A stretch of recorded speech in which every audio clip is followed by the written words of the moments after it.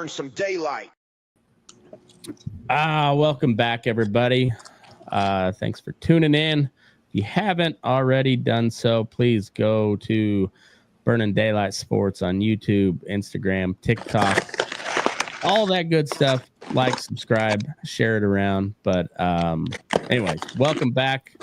Baseball is baseball, and it's got particularly interesting, like some of the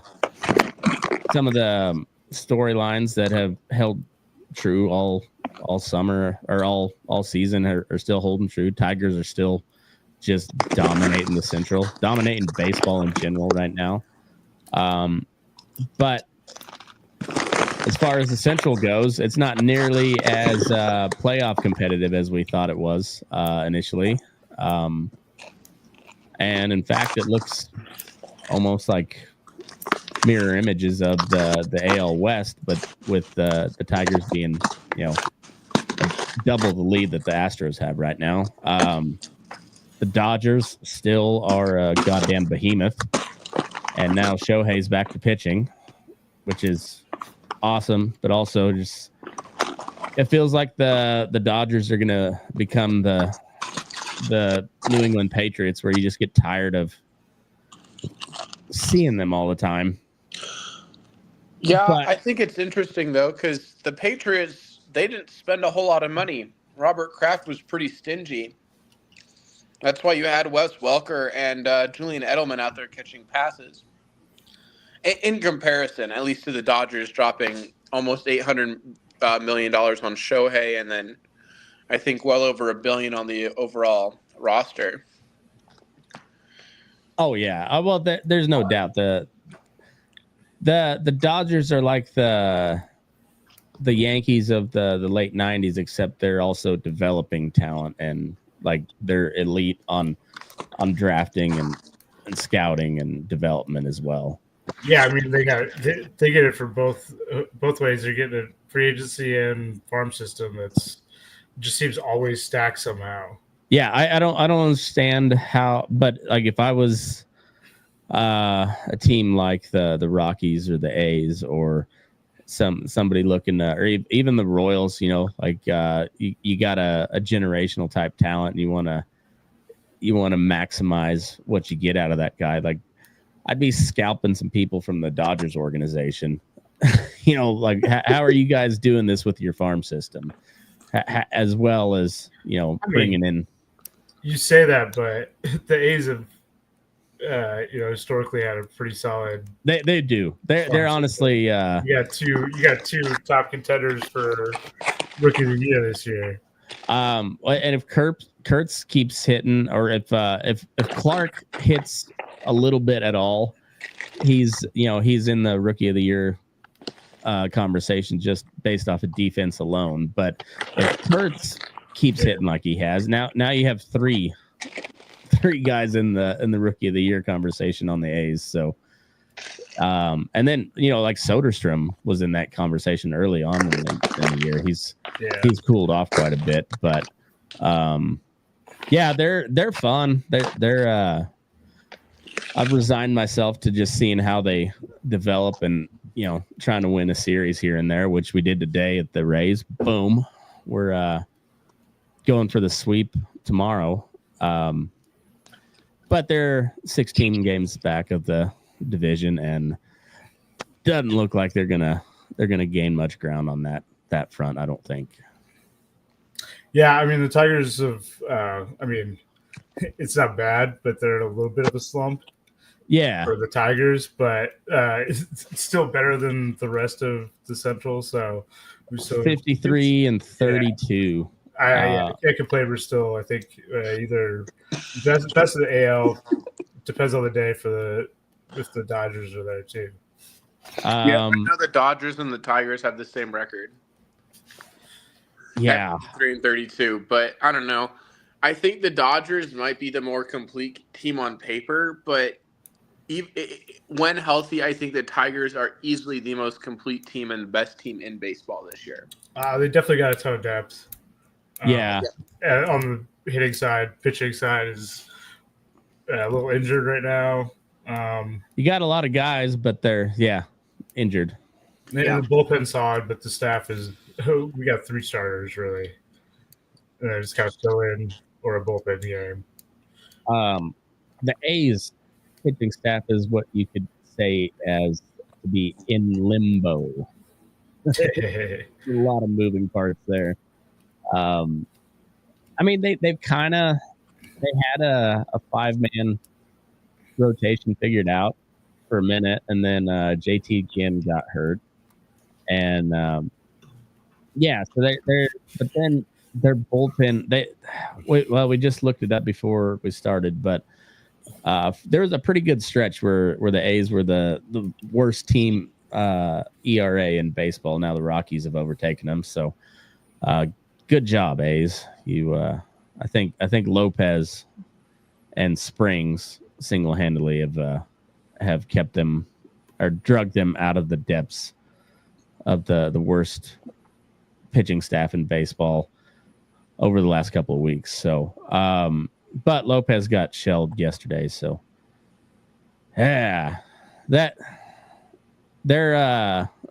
very much a development team right now. They're the early thoughts of playoff.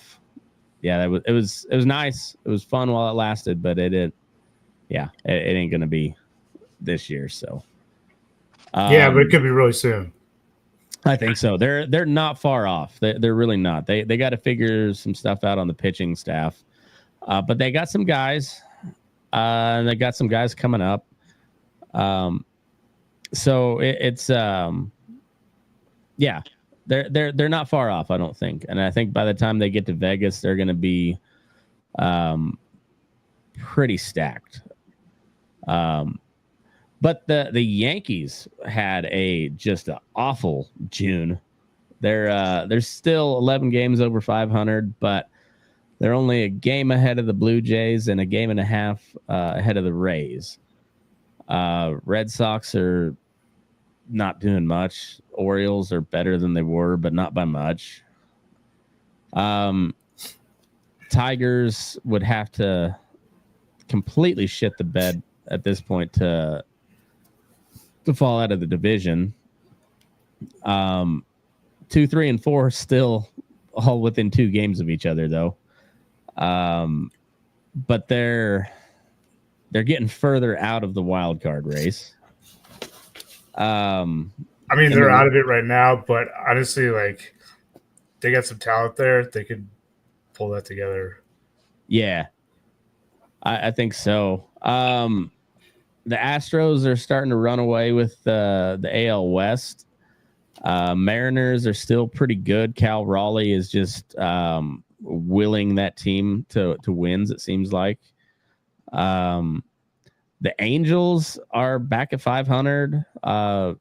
The Rangers are kind of whatever.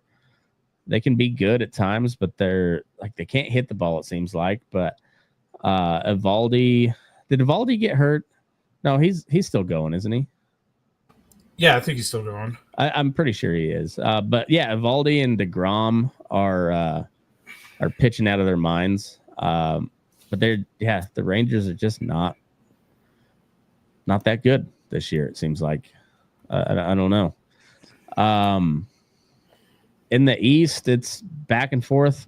Phillies, Mets. I think last time we were on here, the Mets were up 3 games on the Phillies, and now the Phillies are up 2. The Marlins are the 3rd place team in the East right now. They've had a nice run. Well, yeah. They swept the Giants and I think the Yankees in the last week. I think so. They've been on a little bit of a heater. They're a half game over the Braves and 3.5 on the Nationals, and the Nationals are outside of James Woods, who is just a stud. Mackenzie Gore still dealing. I mean, they got some guys there too, but they're not catching Philly or New York. And are they going to be sellers at the deadline, you think? Yeah, I think they're going to be sellers. Absolutely. I mean, they should be. it's not their year, and they're not. Well, they're probably not as close as they want to be. So no, they're not very close. So James Wood's still pretty well locked up for a while, right? Like he's young enough where. Yeah, I mean he debuted last year. He's got a ton of team control. Yeah. So he's got another 4 years of team control. So I mean, yeah, if you want to sell him, you gotta empty your whole farm system. That's what I'm thinking. And then Abrams is kind of the same way, isn't he? Yeah. They're both locked up. Gore is close to free agency, I think, but it's still a couple of years, I think. Okay. Huh. Well, we'll come back to sellers and buyers here in a minute, but the Cubs had they've been kind of on a little bit of a whatever stretch here lately. They've been up and they've been down. They're 2.5 games up on the Brewers, 4 on the Cardinals, the Reds 6 back. The Pirates have been on a nice little run here lately too. Not a very big sample size, but the last couple series they've been kind of lighting it up. They still can't get Skeens a win. I know he didn't get the loss against the Cards today, but he didn't get the win either. The West, the Dodgers are 7.5 games up on the Padres. Giants 8 back, Diamondbacks 10.5, and the Rockies, they're within 33.5 games of the NL West. Yeah, the Giants were like creeping up on the Dodgers there for a second, but they had a chance. They had a chance to take the lead in the division. It was like 2 weeks ago. Yeah, Dodgers at the Padres or Padres at the Dodgers. I can't remember which. But then if they split that series, the Giants would. Yeah, because the Giants were playing the Rockies in Coors, and they should have swept it, but I think they lost 2 out of that series. And so then they went and got Devers, and it hasn't really paid off much yet. Like I wouldn't blame that on Devers, but no, it just I mean, he hasn't really been hitting that great, but like it's not. Yeah, he hasn't been awful, but he's just been kind of whatever since they traded for him, and they've been kind of whatever. And meanwhile, the Dodgers just keep racking up wins. D-backs, they gotta they're really gonna have to figure something out and like catch another gear, or they're 3.5 back on the wild card. So they're gonna have to catch another gear, because that division is too good to go 500 from here out. You can't do that and win. And you're not going to win the West that way, obviously, but you also can be pretty tough to get back into the wild card race. Like be up at that, fighting for one of those wild card spots. Just playing how they have been. Yep. Yeah. So along these lines, I think. All right, so the Mariners, they could be buyers. They're in a wild card spot, but they typically don't do that, do they? No. But I mean, I honestly think they might bring in another bat to support Cal Raleigh. I mean, watching them play tonight, they were down by 5. I think the Royals were up 5-0, and the Mariners came back and made it a game again, and they did it last night. And if all they have to do is rely on Cal Raleigh, there's no reason for them not to add another bat to the rotation, to maybe add a couple pitchers to their bullpen to add some depth. Because if they're able to contend right now, contend for the wild card, but at less than 100%, why the hell not add some pieces to try and catch up to the Astros and try to strengthen maybe a little bit of a lead in the AL wild card race. Hey Matt, I just sent a link in the private chat. Okay. Just playoff odds. Oh, okay, perfect. Maybe help a little bit for who's gonna buy, who's gonna sell. Yeah. All right, let me pull it up.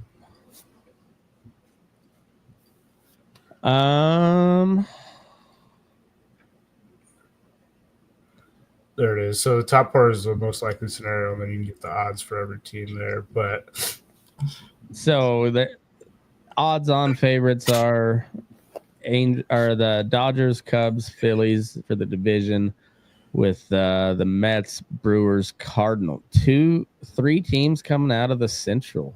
Yeah, the Central's picked it up. Yeah. And then the AL, we got Tigers, Yankees, Astros, with the Rays, Mariners, and Blue Jays. So we went from saying there might be 4 teams from the Central, or 3 teams at least from the Central, to just 1. Well, I think I remember Jake saying something about how the AL East was stronger than the AL Central this year, and I brushed him off because I didn't want the Royals to be that bad. But I think Jake was right when he said the AL Central isn't as strong as the AL West this year, which I'm disappointed about because, I was riding the high of, calling Alabama Vanderbilt, so I thought I knew all my baseball stuff was going to ride. But that is turning into like a really competitive division, which is what we thought the AL Central was supposed to be. Yeah. I mean, I kind of did think that you at least said 2 for the Central, and that could still happen, but someone's got to pick it up a lot. Yeah, like quite a bit. And I don't think it'll be the Royals. I think it's going to be either Guardians or Twins, because those are the only teams that are in position to actually take a streak back over 500 significantly enough to stay there. The Royals are so far back, they're going to struggle to stay at 500 for the rest of the season. Well, the Yankees fell off so hard that not only the Rays but the Jays are nipping at their heels, and that opened up the wild card race quite a bit, because it didn't look like anybody. I mean, it looked like the Yankees were going to run away with that division so hard that anybody, the Rays or the Jays or the Red Sox would have been like really scrapping just to get to the wild card. But now they're all outside of the Orioles or within shouting distance of the division. So I did not see the Astros making this strong of a push already, though. Like, it's the Astros, and like it always kind of seems like they're there. I hate to like see for it. The last 10 years, me too. I respect what they do. Like they always put a pretty goddamn good ball club on the field, but I hate them. They're also great at scouting pitching talent. Which you can see in Valdez, Hunter Brown, both. Hunter Brown, yeah. Hunter Brown's he's nasty.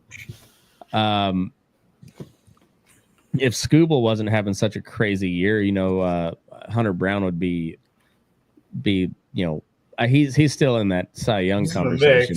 I mean, there's a few like vying for like second place pretty much right now. Pretty much, but it's kind of like Bobby Witt last year, where like if Judge wasn't on such a tear, he would have been odds-on favorite for MVP. Whereas like Hunter Brown's having a Cy Young type of year, but he's just behind Skubal, who's doesn't seem human at the moment. Oh, it's insane. I mean, the Sunday night game this week was incredible. I didn't get to see any of it, but it sounded awesome. So I think through 5 innings, he had like 10 strikeouts or something like that. Like, just, I mean, incredible game. And then you went 7 with 1 hit, one block. Goddamn. And like 13 Ks. But like that, the first, like, so I think he let up, or he gave up a grounder, and then he struck out the next like 6 batters. Oh shit. Yeah. And then like it was like a fly ball, and then struck out like another couple. Like it was unhittable, and he even got behind in the count and like worked his way back. And it's just like that fastball and changeup combo is deadly. Well, I was listening to Tim Kirchin today, and they were saying he and I'd heard it on a couple different podcasts, but he threw 38 changeups and like 23 of them for strikes and 15 swing and miss. Well, and or like, maybe it was 18 swing and miss. It was something retarded. Oh, it was incredible, and like a lot of those ones that are swing and miss are out of the zone. Yeah, and it's because like you throw that fastball like high, mm-hmm. and then you throw that like change up outside, which is weird. Like change up outside for a righty, which is not what I'd kind of expect that coming inside. Yeah. But like they're just swinging at it. Yeah. His changeup is just elite, and then he can still bring you up at 103. Man, I wish I had a baseball to show it right now, but like they're talking about like his grip on his changeup, mm-hmm. And he gets some movement both ways on the changeup, and it's just the way he aligns the laces. Oh. So like it's always like the change up grip, circle change. Yeah, but he'll move the laces a little bit. Oh, so okay. Getting more grip on like his ring finger or his index finger or his middle finger, and so it kind of changes the way the like. So it can tailor cut. Yeah, exactly. And he throws it the same exact way. Yeah, same, just like, finger pressure. Everything's the same. It's just the rotation of the laces, and you get like the whatever natural break out of the laces. So it's just he's they were rattling some stats off on him the other day, and he's got like a 71% first pitch strike. He's from like a 1-1 for going from a 1-1 to a 1-2 is like 63% of the time. So like he's just constantly pounding the strike zone. And that's the most important pitch is the 1-1 pitch. Yeah. Because the difference between getting out from going 1-1 to 1-2 or to 2-1 is like a 35% difference. Yeah. So you want to get that strike on that 1-1. Yeah, he's that's so a good at it. Huge leverage count. Like huge leverage count.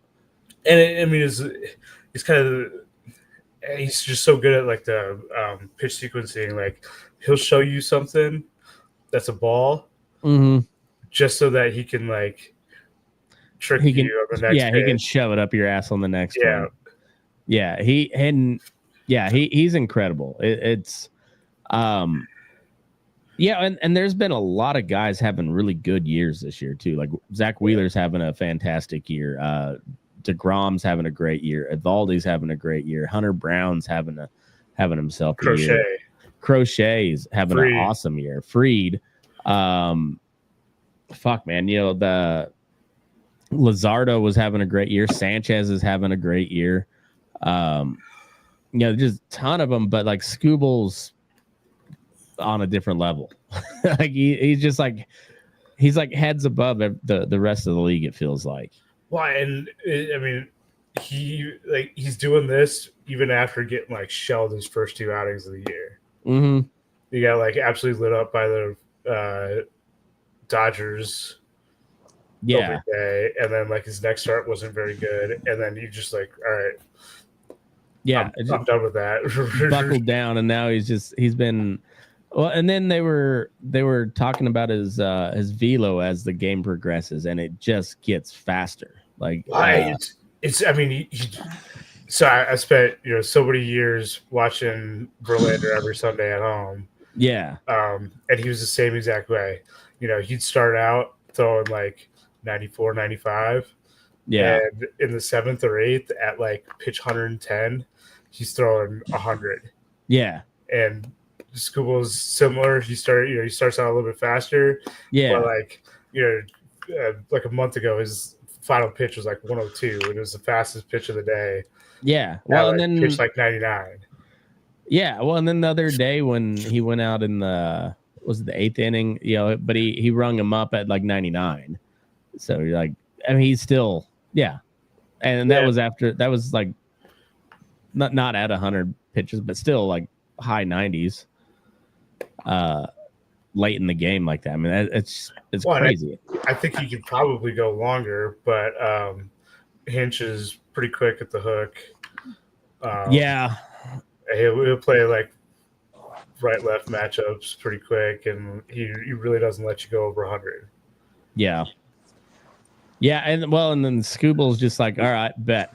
I'll get it done before then. Yeah, exactly. And it's wild. And dude, when Lopez was perfect through 3 1/3. He went 3 complete on 41 pitches. Like he was just like dealing. That's exactly the Skubal on Sunday. I think he's perfect until like 4 2/3. Yeah, maybe 5. And so like Lopez is not a high velo guy. Like he's 93 tops on his 4-seamer, but his changeup and his slider are just nasty. His changeup's at like 78 to 80 out of the same arm slot, same tunnel. But so it makes 93 mile an hour look like they're running up on you at 102. But he gave up a walk. So he started the 4th, struck a guy out, I think.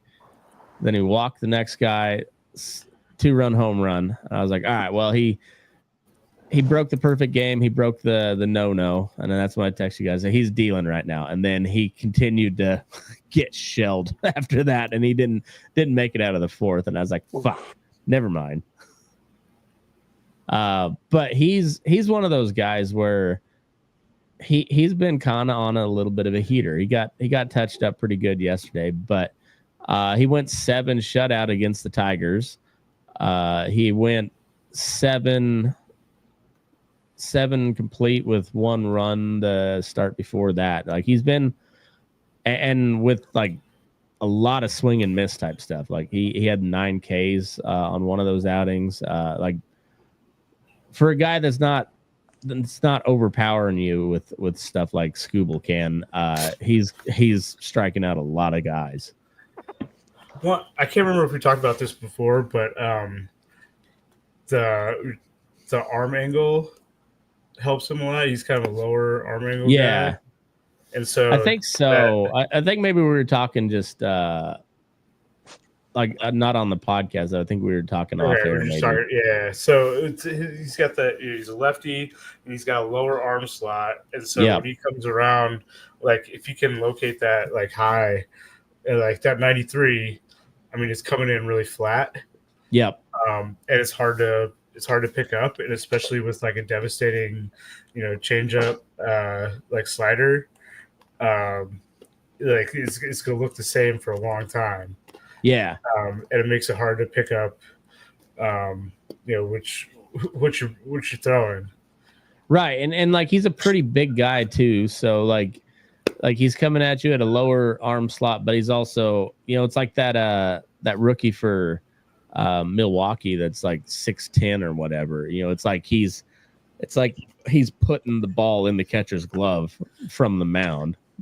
And Lopez ain't that big, but he's kind of a bigger guy, and with that funky arm angle, and it makes sense. And then he's got a cut fastball. Like he's got some good stuff, and Yeah, and it's just deceptive. It's like he doesn't have to overpower you, but the way it looks coming at you, and then like I said, his changeup is filthy at 78 to 80, 82, something like that. So it makes 93 mile an hour seem way faster. Yeah, exactly.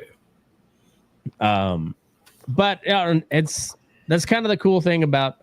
I'm sure you've seen it over the past several years with the Tigers, being in development mode where you're like, well, we're out of it again this year, but like you get to see some of these newer guys, and so like seeing the core that the A's have going forward, especially like the players that'll be there when most likely will be there when they're in Vegas, like it's gonna be a hellacious roster. Like if they develop like they should, and that's gonna be a dirty good lineup for anybody to pitch against. Yeah, the Tigers is kind of weird because they've kind of gone through like 2 rebuild cycles since they've been good. And like the first one didn't exactly work out. They had some higher end prospects that like just didn't live up to expectations. And then they kind of rebuilt, dumped a bunch of guys. And then they got on the second round, and the second round just happened so quickly.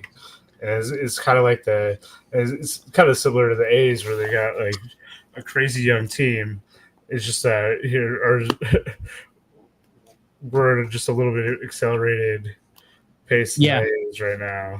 Well, then you also get guys like Tarek Skubal and is Mize one of your homegrown guys too? He is, and actually, those are 2 that are kind of remnants of like the first like rebuild. Mm-hmm. But they both had Tommy Johns. Oh, okay. And so they were out for like a year and a half. And so this is actually, we've talked about it on the pod here, but I think Skubal is like one of the guys who's had 2 Tommy Johns. Yeah, he had one in college, and then one like after his rookie year. That's right. And so Evaldi and Shohei are like the other 2 big names, right? Yeah, yeah. And so now like, clearly it's working Burns. out for. Yeah, well, we'll see how that goes down. But clearly it's working out for Mize. Yeah. And I think he has changed like his approach a little bit since from his first to second.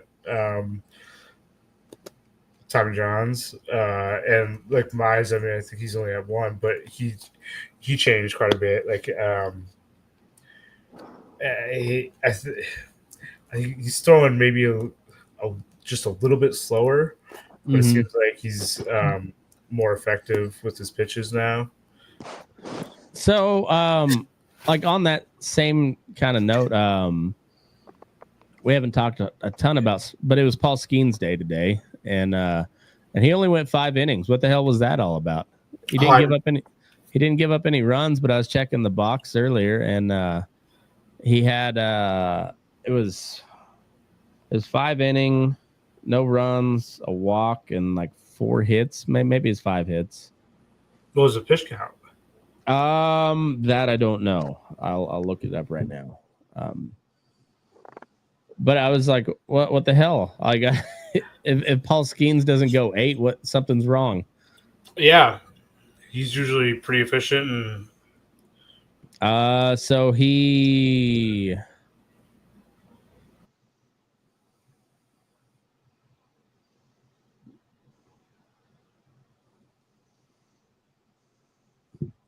that must be yesterday's game. Yes, it is. I don't know what his deal was, but they won 1-0. So, raging run support from the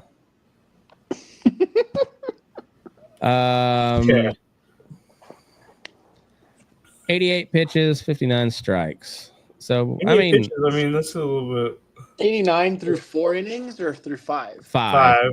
So we went 5 complete, 5 hits, 1 walk, 5 strikeouts, no runs.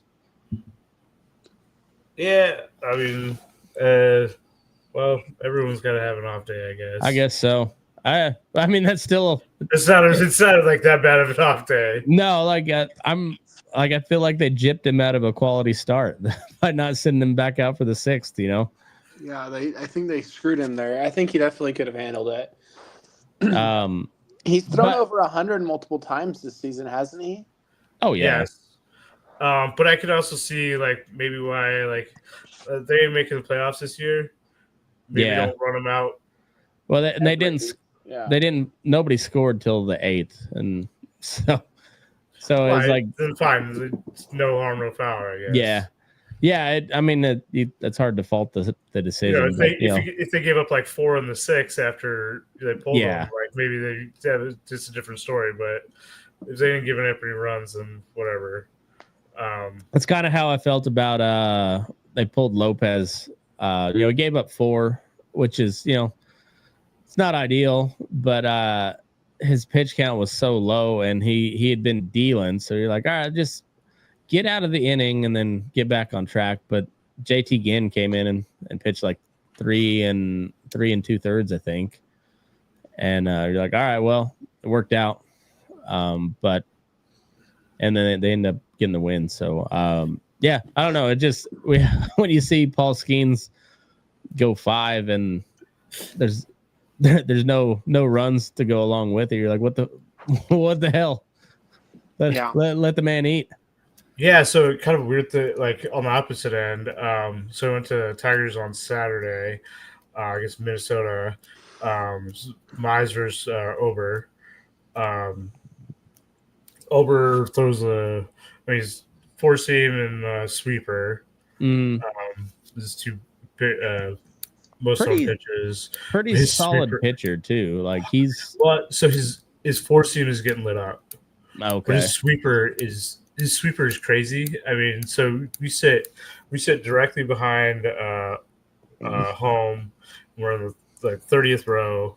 Mm-hmm. So we used to be in the last row in the section.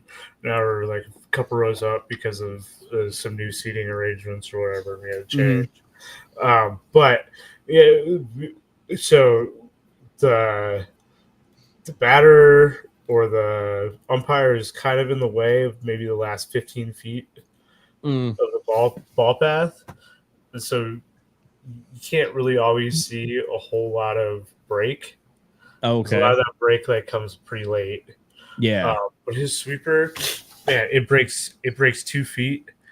And I mean, everyone can see that break. Like it doesn't matter. I could have been up in the top section and I could still see that break. Like it's incredible. I show pitching ninja videos to my wife all the time now, so to give her like a crash course on what nasty pitching looks like, and because she'd be like, "Oh, they hit a home run. Why don't they do that every time?" I'm like, well.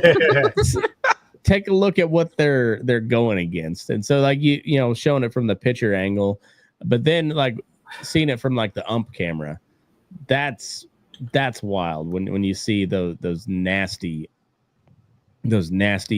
breaking pitches, and you're like, it's a wonder that anybody gets a hit ever.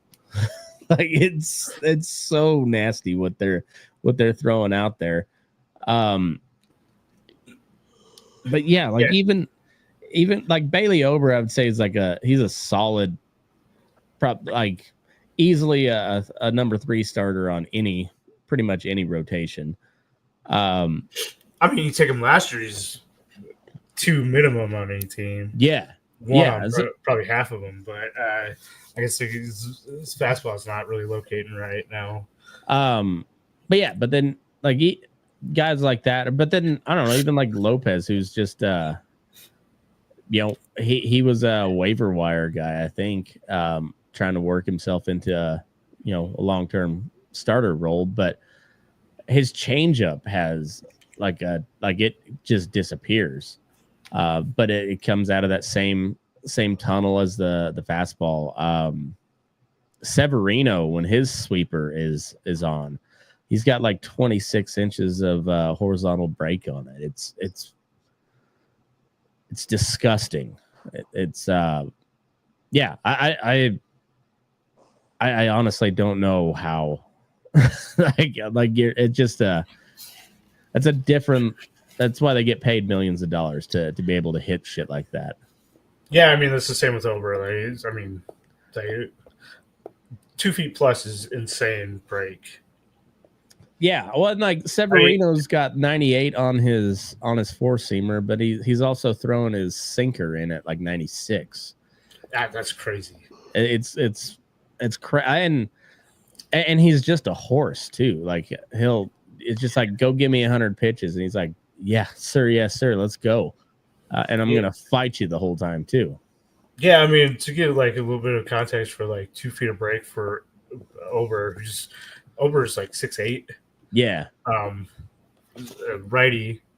So against a right-handed pitcher or right-handed batter, I mean that ball looks like it's coming. It's going to be behind you, and it breaks over the zone. Yeah, it'll catch the outside corner. Yeah, I mean, it's insane. If you throw that at me, like I'm trying to jump out of the box and not to get hit. Or maybe jump over the plate not to get hit. I'm in the fetal position there. Yeah. It's crazy. So like we went to the Aces game on Sunday. We had a big group outing for the youth baseball program. And we were on the first base side this time, and I was standing on the concourse talking to one of the other dads, and they hit a foul ball. I just heard heads, and like I knew I wasn't going to be able to pick up the ball, so I just ducked. And that I feel like that's how I would be with a lot of major league pitching. It's like I can't pick it up. I'm gonna cover my head. That's all you can do. I mean, I remember batting against Luke Hochevar. I don't really remember what any of the pitches looked like. I just know that I swung. I think I fouled one off. I may be misremembering that, but either way, it was just the dude was hitting low 90s in high school, and then he had a somewhat okay slider at the time, and I swung about 7 minutes in front of that slider.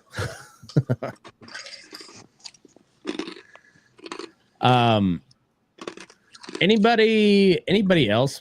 So Cal Raleigh, we need to talk about what Cal Raleigh's been doing.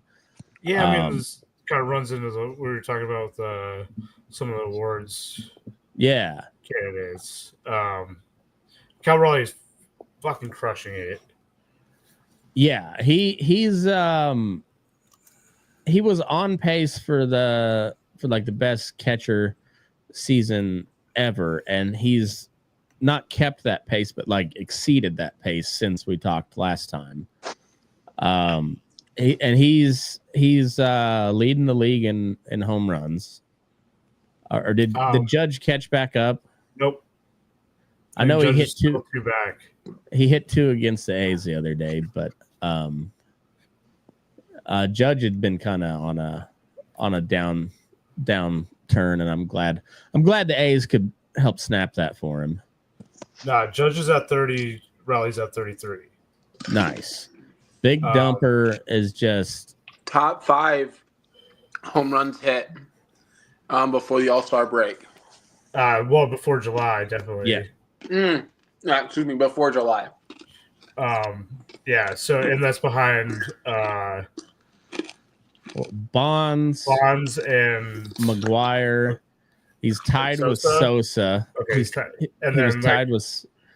Yeah, and then Griffey was like Griffey, and I think it was like one behind him. I think like Luis Gonzalez maybe. Luis Gonzalez. All right. Did he get popped for the juice? Yeah, I thought so. Because he had the one crazy year, right? Yeah, like him and Green had like 50 home runs after never hitting like 30. That's right. Yeah, so like the roids also helps your hand-eye coordination as well. Like not only I don't know about that, but well, it helps you see better. Like it helps. Oh, really? Yeah, I think so. I think it increases your vision as well. But yeah, but I remember Luis because what did he hit like 58 or something, didn't he? Yeah. Yeah, and it came out of nowhere. That was when he was playing with the D-backs, right? Was it? Maybe not.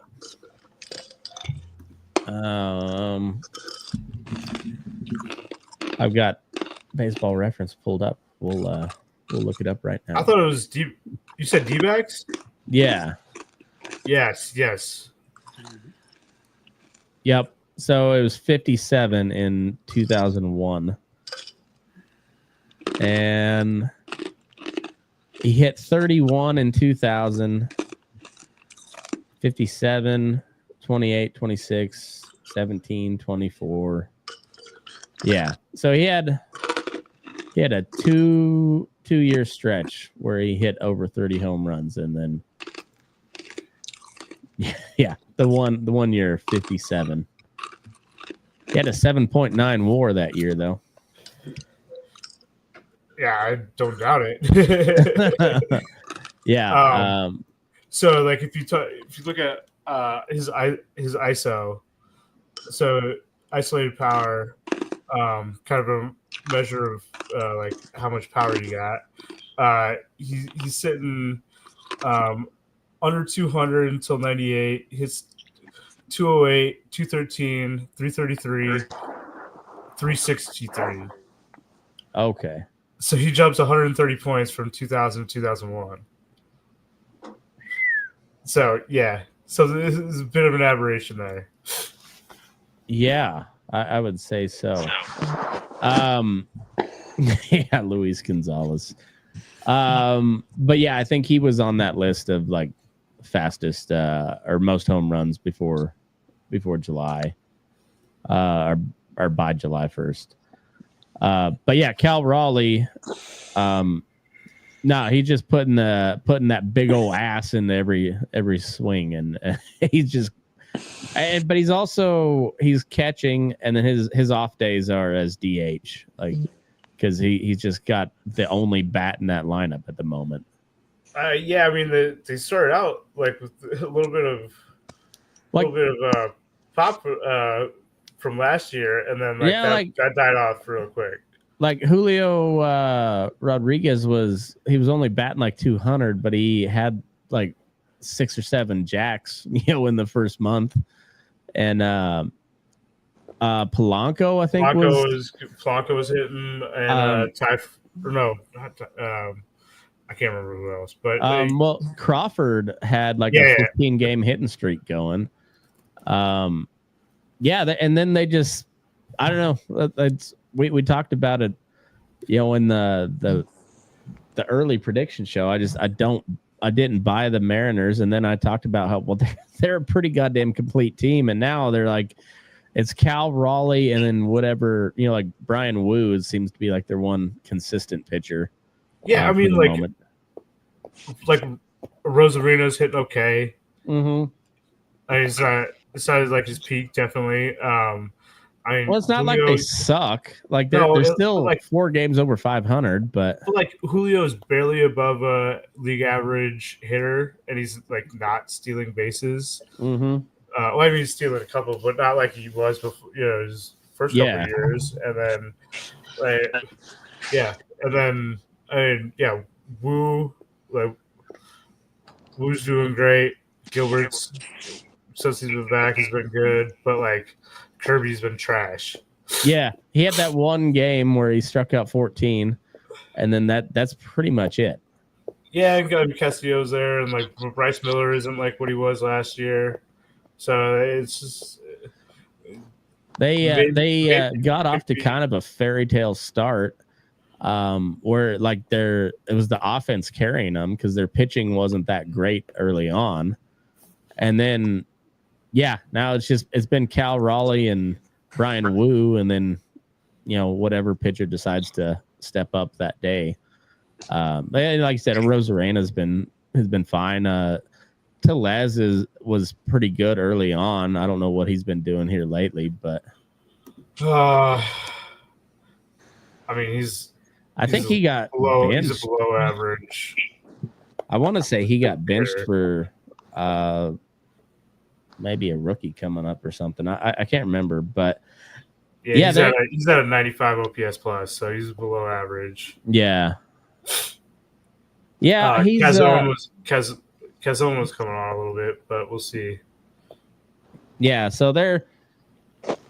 I mean, luckily for them, the West is not. It's kind of. I wouldn't say it's soft, but it's fairly soft, honestly. Yeah, I mean they are in like the fifth wildcard spot right now, so like it's not that bleak right now. No, it's really not. And the division's still very winnable. Like I think. I mean, 6.5 games. Like I mean, it's a good lead, but it's not insurmountable. Yeah, exactly, and like Houston, of course, they're kind of notoriously kind of slow starters as well, but like they're beatable for sure. They're not flashy. They're just a pretty goddamn good team. But the A's have been coming on here. I'm not the A's, the Angels have been coming on here the last month or so. They're at 500. Trout's been kind of whatever. You haven't heard a whole lot about him, but he's playing. So Trout's in fourth place in the outfield all-star voting. Come on. That's trash. That's trash. And James Woods isn't different leagues, but still. He shouldn't. I mean, he's not. Baez is in third, so I hope he. Yeah, I voted for Baez. I did not vote for Trout. I like Trout. I'm a huge fan of Trout, but no, he doesn't deserve to be an all-star this year. No, it's what we were talking about a little bit before the pod. Like, you got to give credit where credit's due, and Trout is not worthy of an all-star spot this year. No, not at all. He was worthy of an all-star spot after April, and he just completely. Why? Yeah, I mean, like he was hitting a ton of home runs and like with the 200 average. Yeah, but then he got hurt, and like even if he kept it up, maybe. If you sitting out here with the 200 average and like 28 home runs right now, all right, fine. But he's right. You're in Schwarber territory. But he's it's not like Acuna on the other side. Like Acuna missed half the season so far, but the half that he's been in is amazing, and he's absolutely bombing the ball. Hasn't missed a step, and in fact, even looks maybe better than just he's not stealing bases, but come on, the power's there. Yeah, the bat's there. And then for all the talk about Soto being overpaid, he's back to being Soto. He's right back doing what he always does. So it's funny. Baseball's a game of ebbs and flows, and I don't know, absolutely. Being on the receiving end of losing 20 out of 21, I thought there was going to be we'd never win a game again, but then all of a sudden, hey, we went in, we got a win, and then we got a series win, and went into KC and got a sweep, and I was like, all right, they can play baseball. they actually can win, but they're there for a minute. It just when you're in those dry spells, you're just like, fuck, will they ever win a game? Yeah. But clearly, that's baseball, right? Yeah. Well, Aaron Judge right now, he's still over 350, isn't he? And he has been on just a dry spell. Like he's been struggling here lately. But yeah, he's 354, and that's him hitting badly. Yeah, that's after like I think he was on a like a 0 for like 18 or 19 stretch, you know. So like he was really struggling there for a minute, but he's still hitting over 350. It's fucking ridiculous. Yeah, I mean, it would have been insane to like see him still like pushing for 400 at the All-Star break, but oh, I know. I was kind of hoping 350 for is it. Insane, especially in these days when like batting average is so far down. Oh, I know. It's so here I'll put the leaderboards up. WAR Judge is obviously leading that, but Pena, shortstop for the Astros, tied with Cal Raleigh at 4.6. Pena's been having a great year. Fuck him, because Jacob Wilson deserves that starting spot in the All-Star game. But it won't be Pena. No, it won't. It's between Witt and Wilson. Yeah. So I think Wilson's got enough coverage this year where they like he's been fun enough to watch where Witt's having again grading on a curve, a little bit of a down year. Yeah, it's a great year for everyone except for Witt. Yeah, exactly.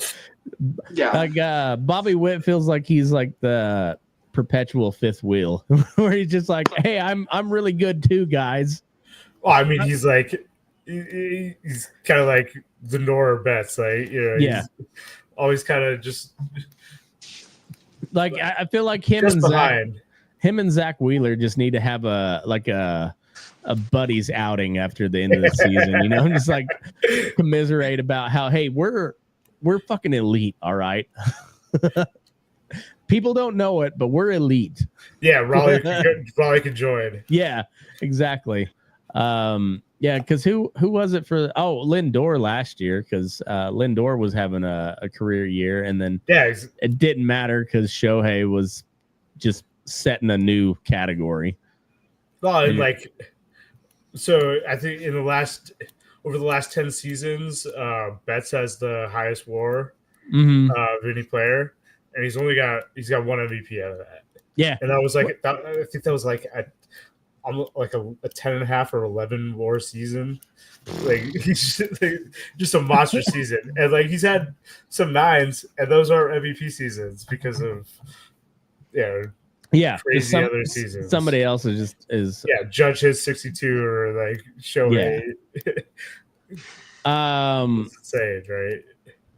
Oh, it's crazy. So batting average is it's going to be Wilson and Judge all year. Judge is at 354. Wilson's at 339. Wilson's fallen off in the last week and a half. He was at 350 like before the Tigers. At one point, he was hitting 372. Yeah, he was that, and he's still doing crazy. So he was a late scratch today. I didn't hear what happened with him, but I probably just needed a day off if I had to guess. The kid's tough. But yeah, he's been on a little bit of a downturn here lately, but he got 2 hits yesterday, which like you kind of expect 2 hits a game from him at this point. Yeah, but like it's so hard to keep, like when they're talking about like like chasing like 400. It's like it's crazy. Like you need 2 hits every single game. Yeah, to keep that up. And if you're chasing 350, like you need 2 hits every 4 games. So and one hit that 5th game. Yeah. Did you watch that Netflix documentary on the Red Sox that I forget what it was called? No, I didn't. There was one scene where it was Tristan Casas and somebody else, like they're eating breakfast, and they were talking about the difference between a 260 and a 300 hitter, and he's like legitimately that's like 1 extra hit a week that you get. The 300 hitter gets 1 extra hit a week, and and they're talking. He's like, and you got to have the full 162. It's like you can't settle it in 140 games. You got to have the 162. And that dude is fucking weirdo. I feel like he'd be a terrible hang, but I really enjoyed that. Yeah, Casas. But I really enjoyed that little that take on it. I was like, it's funny when you drill it down to that. It's just like it's one extra hit a week. Well, so like even you talk about like playing 162. So like I play like Immaculate Grid like every day. And like one of the categories that comes up is like a 200 hit season, and it's crazy how rare that is. It really is. So because you got tons of guys who hit like over 300, like 330, and like they don't have 200 hits because they'll have like 180 hits, and you're like, because they didn't play enough games. Yeah, because they played 145 games instead of 162. Yeah, it's crazy. Well, and then it's crazy the jump from AAA to the show. So one of the guys that here in the Valley that like I help coach baseball with, where we play softball together. He shoes my horses and everything. He's a good dude. But I think it was his wife's parents has season tickets to the Aces. And they have seats like right by the visiting on deck circle, like I don't know, like 10 rows up or something like that.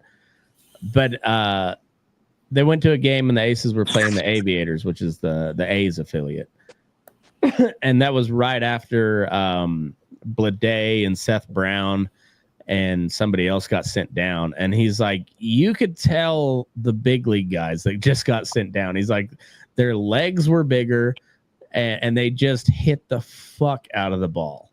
Like he's like, it was like night and day difference between the rest of the AAA team and those guys that just got sent down.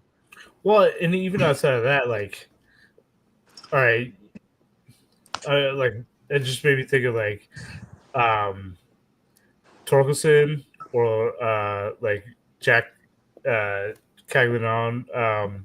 Oh, so yeah. They're both huge guys. Yeah. But like or even like Kurtz, like this year, like yeah, they all started out really slow. And like it took a while for outside of like half a season.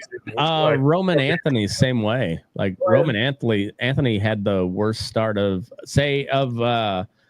Kurtz, Caglianone, and Roman Anthony. Roman Anthony was the most highly touted, and he had the worst start at the big league of all three of them. The other like big prospect on the Red Sox got sent back down. Oh yeah. What is his name? Tristan. Yeah, I know who. I can see his face. But same way like Jackson Holiday last year. Yeah. Like he started off terrible, but so I watched the first couple games that Caglianone came up, and then I've been watching Kurtz all year, obviously. But Kurtz not only has the power, but that is a really smart ball player. Like he plays pretty elite defense at first base.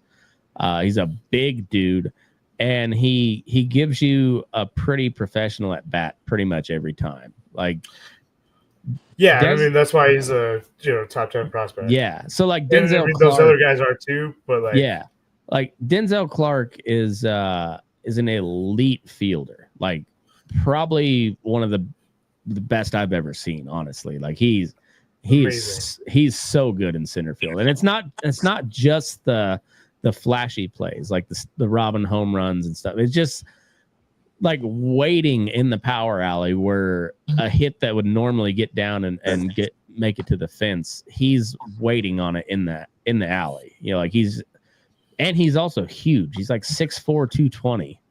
Like he's a large man running very, very, very fast. Yeah, I was surprised like seeing him because I heard about him when he came up, but then to go see like, oh, this dude is the fastest guy in like the league.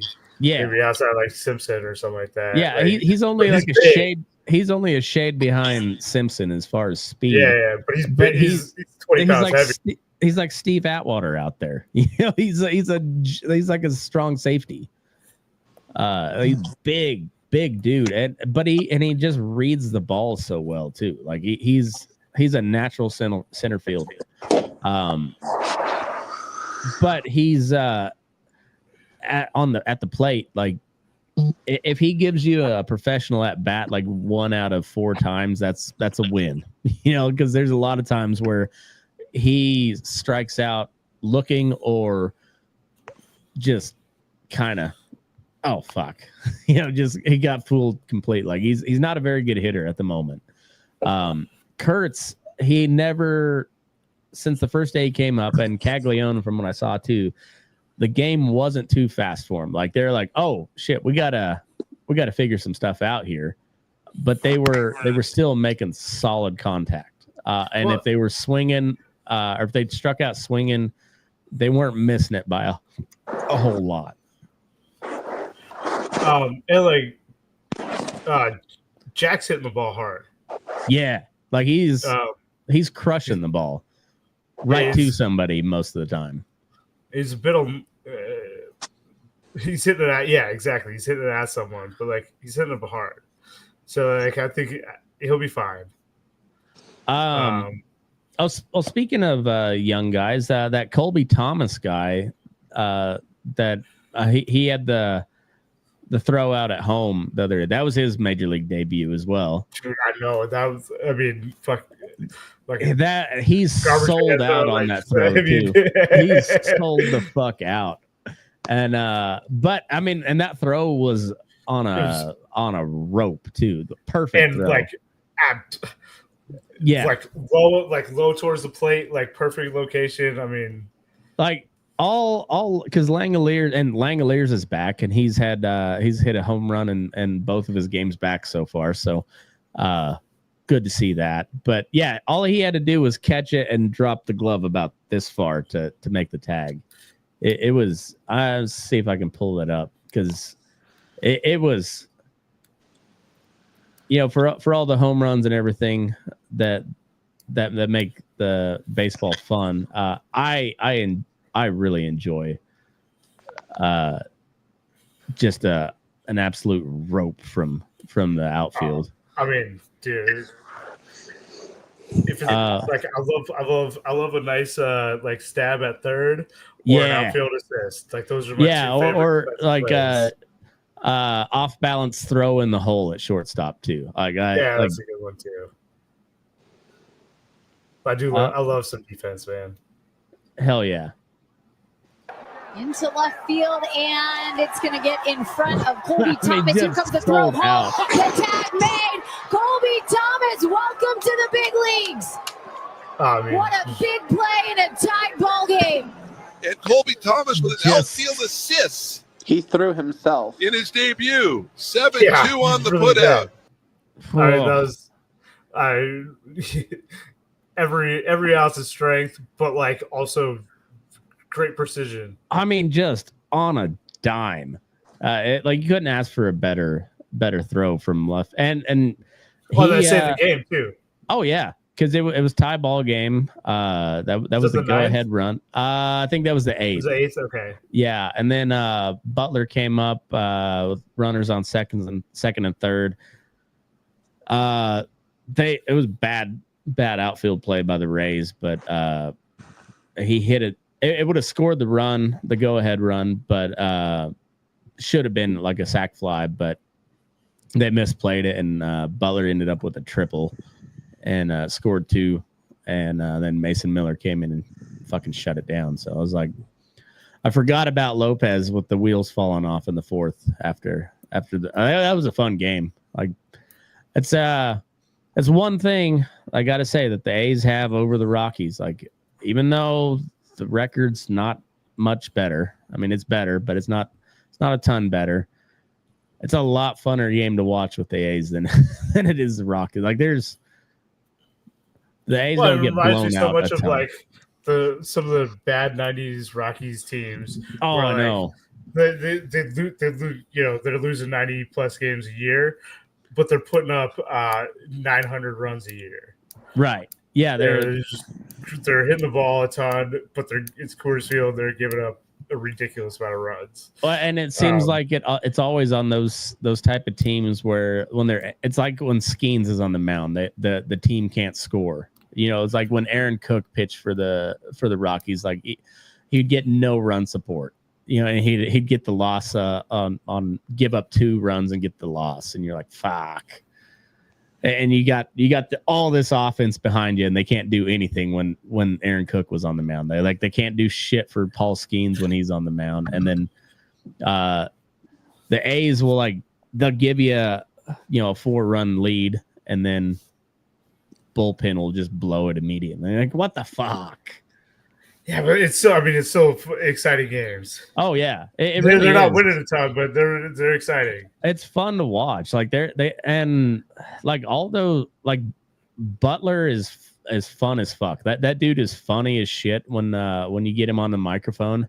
But I love those interviews. Oh, he's so funny. He's like, they're asking about Jacob Wilson. He's like, yeah, he's got some. We call it spaz juice. I ain't gonna tell you what's in it. They're like, what do you think's helped him so much? He's like, well, shit, he hangs around me all the time. I'm pretty good. Don't worry about his dad, Jack Wilson, all-star. It's Lawrence Butler. That's the only reason. Well, and apparently him and Chandler Simpson and I forget the third, Marquise Grissom. Yeah, they got some rap song after Grissom makes it up. That's funny. I was listening to this, or I was watching a clip of that the other day, and I guess he uses his own music for his walk-up songs, and that's awesome. Yeah, that's cool as shit. As a guy that has his own theme music, I'm fully supportive of that. But I need to take a quick leak, but then let's get into the all-star voting, home run derby, and all that when we come back. Sounds great. All right.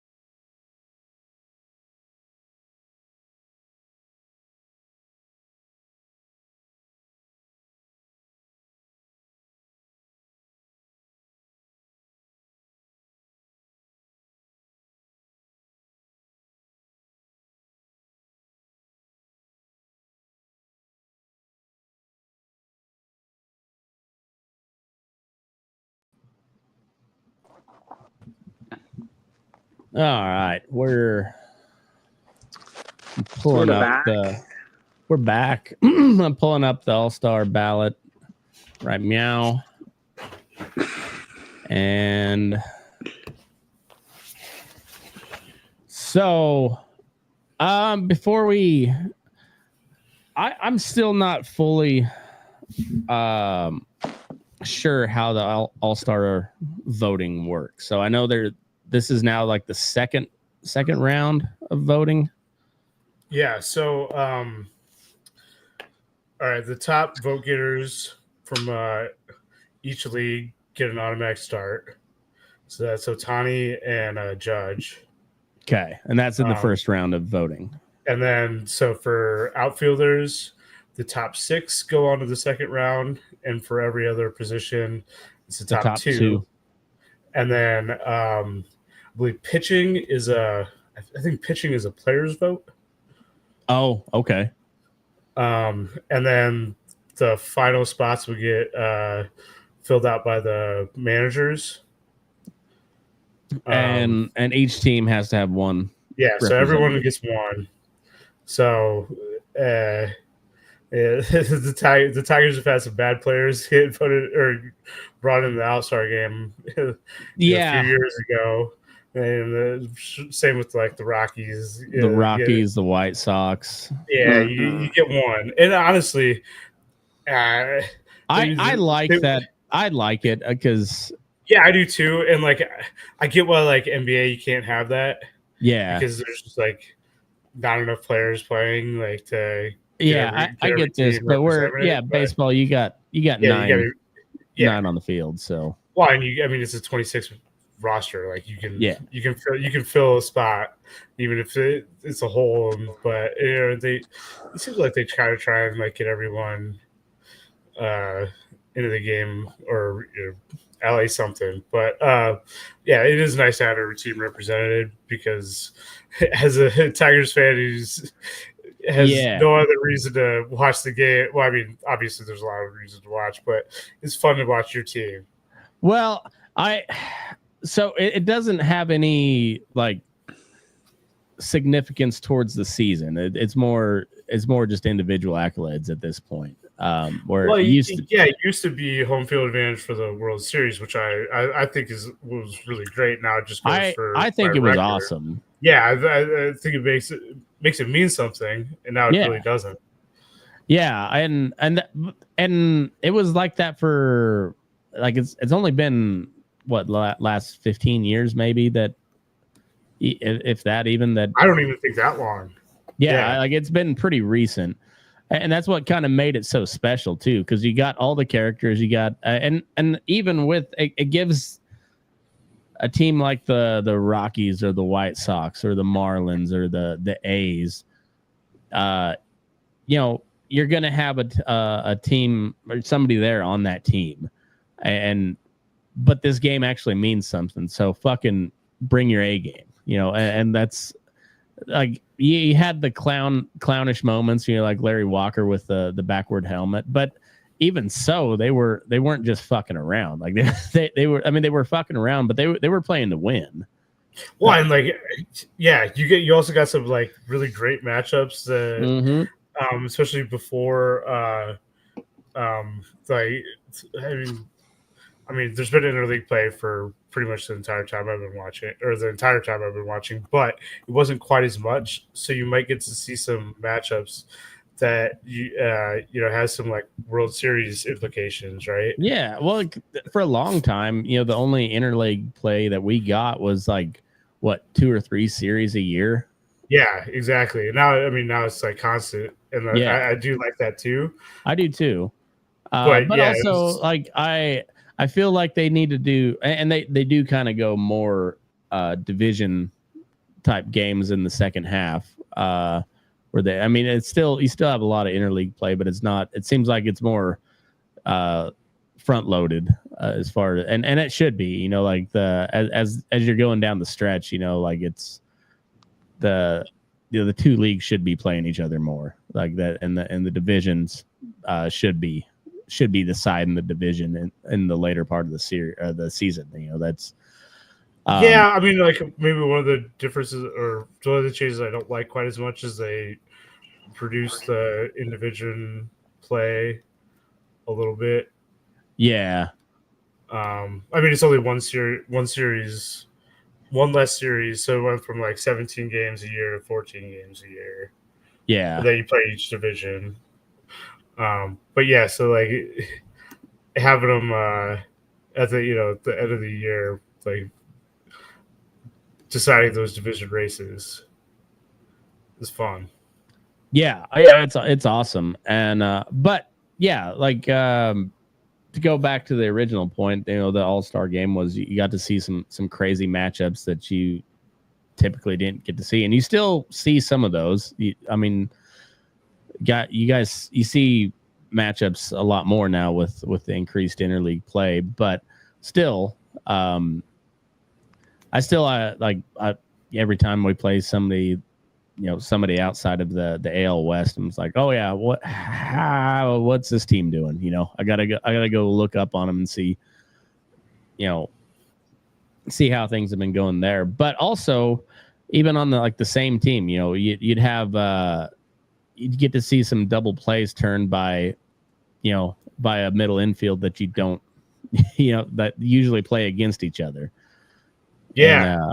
And that's cool as hell. Like you got to see, it was like Tulowitzki and Chase Utley turning a double play in the All-Star game was, I don't know if that exact matchup happened, but it'd be something like that, or yeah, exactly. Like right now where you'd have like who's so say like Jacob Wilson to Jackson Holiday on a 6-4-3. Like that. Jackson Holiday, come on now. Or Gleyber Torres too. It's going to be Gleyber. It's going to be. It should be Gleyber Torres. He's leading the vote right now on the second base. Yeah. So let's pop that up now.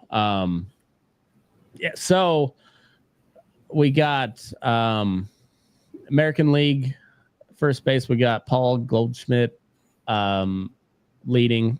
Not surprisingly there. Having a great year, and also being a Yankee. Vlad Guerrero Jr.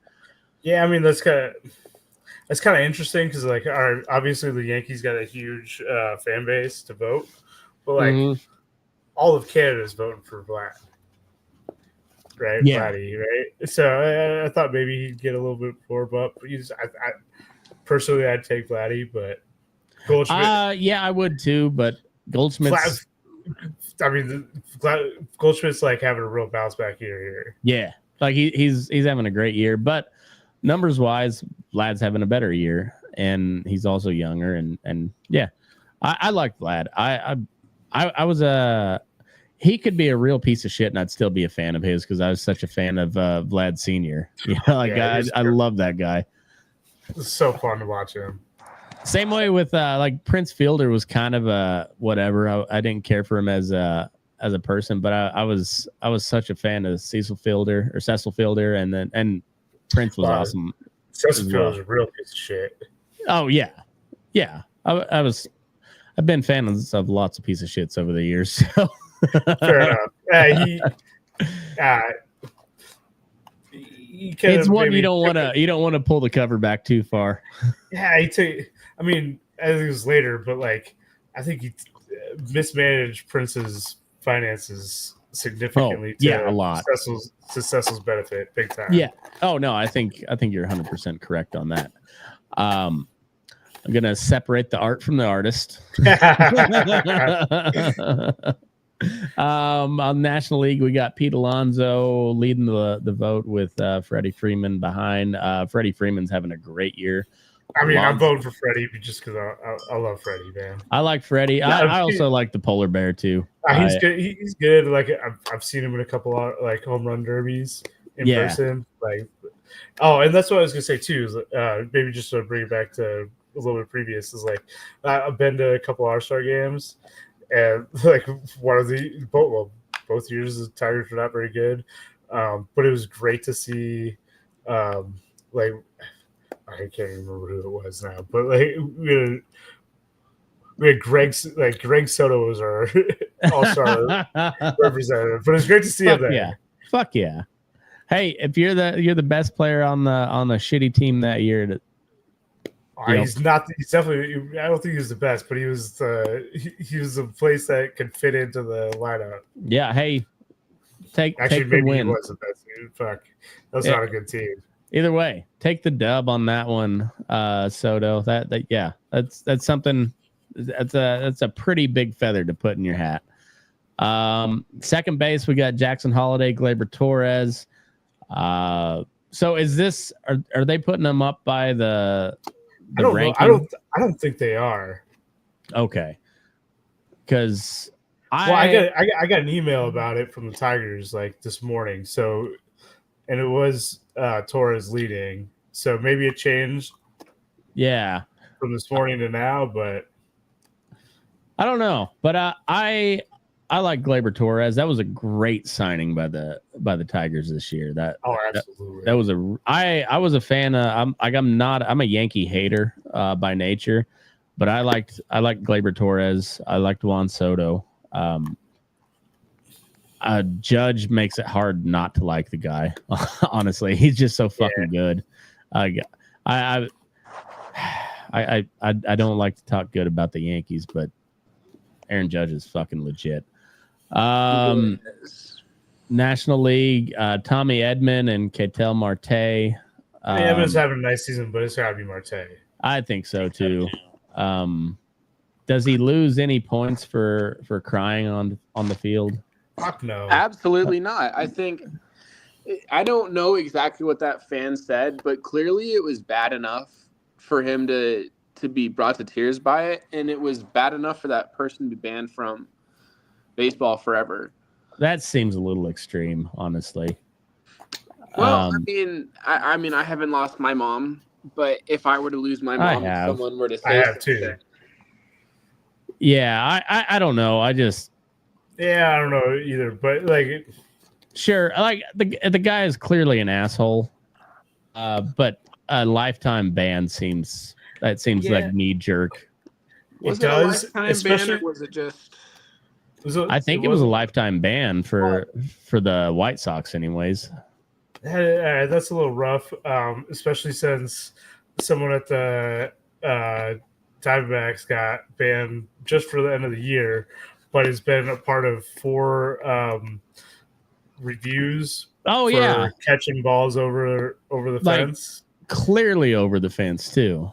Yeah, that guy should get a lifetime ban. Yeah. No, it's an indefinite ban. It's not a for sure lifetime ban. It's just. Oh, no, I heard it's just for the rest of the year. Yeah, the kid is 22. I figured they just let him grow up. Oh, this guy. Okay. Yeah, the other guy was. Oh no, he's an old man. He's like in his 50s probably. The kid who was heckling Marte was just 22. Yeah, he was just a kid. 22 ain't a kid. I mean, you should have seen the decisions I was making at 22. Jake, I was married. Yeah. Well, me and Jake weren't married, but we were making some questionable decisions at 22. Yeah, definitely. That thing.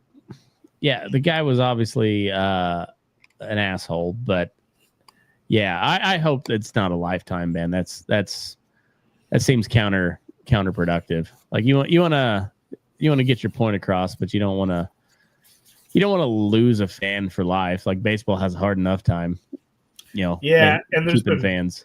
There's been bans for players who said significantly worse that aren't lifetime bans. Yeah, exactly. Yeah. I mean, shit, you can ban like everyone in the at Fenway for shit they say. So third base. Dude, it's gotta be Bregman, man.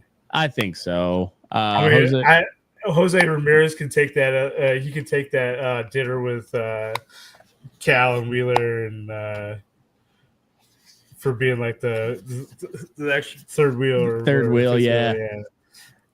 He's always just like the second best player. Or second best third baseman, like every year, but he's always the same best. Is he Dominican? I forget. I'm not for sure, but He reminds me. He's like a Dominican Djokovic. Like he doesn't look like he should be a great baseball player, but he's an elite baseball player. But yeah, he's got like the round, pudgy face. He looks like he should be, like he's lost a little bit of weight, but like 3 or 4 years ago, when he was like probably 15, 20 pounds heavier, maybe, like he really looked like it was all in his face too. It's like how the fuck is this guy stealing 30 bases a year? I know it. Like he honestly looks like he should be a mechanic. Yeah. He's also, he's short too. Like, I mean, he's like, well, he's probably a little bit lighter than me, but he's my size. Like, well, I remember I was listening to like some old episodes, like there were a couple days old podcast episodes of Denver Talk Radio's 104.3 The Fan, and they were talking about Joker, and so like I looked him up on just did a quick Google search. I was like, that guy is the best basketball player on earth. Like that guy looks, he looks like well, and then they talked about how much he's a fan of horse. I was like, he looks like a retarded stable boy. He looks like he'd play George in Mice and Men. Yeah, of Mice and Men. He just wants to play with the horses instead of the rabbits. I was thinking of Lenny, not George. Yeah. But yeah, and then Jose Ramirez just looks like a shade tree mechanic. Like he does not look like one of the best third basemen in baseball, and he pretty consistently clearly is. Yeah. It's wild. National League, we got Machado and Muncy. Not a real. I mean, I'm taking Machado every day. I know you like Machado a lot. I do.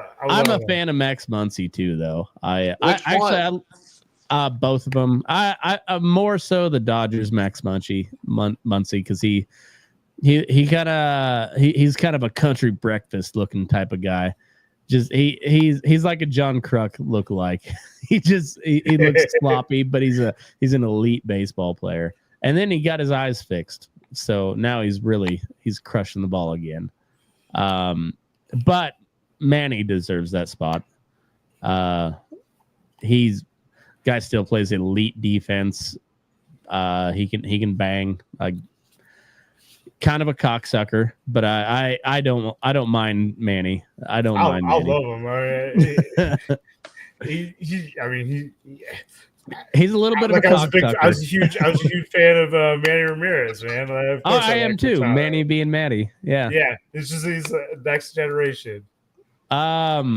Shortstop on the AL. My boy Jacob Wilson. Bobby Witt. Bobby Witt's having a great year. But yeah, I'm voting Jacob Wilson all 5 times every day. Yeah. I mean, honestly, after I don't think Bobby Witt should start. I do think it's Jacob Wilson's. Bobby's going to be there, but Jacob Wilson should be it. And it's no shade on Bobby. Just Jacob Wilson's playing out of his mind right now, and he's funner to watch than Bobby at the moment. And as crazy as that is to say, that's part of the part of the thing about the All-Star game too. Is like sometimes I just want to see someone I want to watch. That the best player, right? That twitchy tick. I mean, it's got more and more pronounced as the season has gone in. Like I got to see him live last week. Yeah, like every time he's up, it's like, man, this is excellent. Like, it's so crazy watching him. It's but he's also he's almost better with 2 strikes on him. Like he's somehow like you can, and they'll talk about it on the broadcast. Like big hole over in right center, and he just like you can see him looking there. He's like, I'm just gonna put it right over there. somehow. I'm going to put it right over there. And he does. And he just, whether it comes in or lands for a hit or not, like he's putting it there and he's making a productive at bat. He's just, I don't know. He's a fun old school type of player.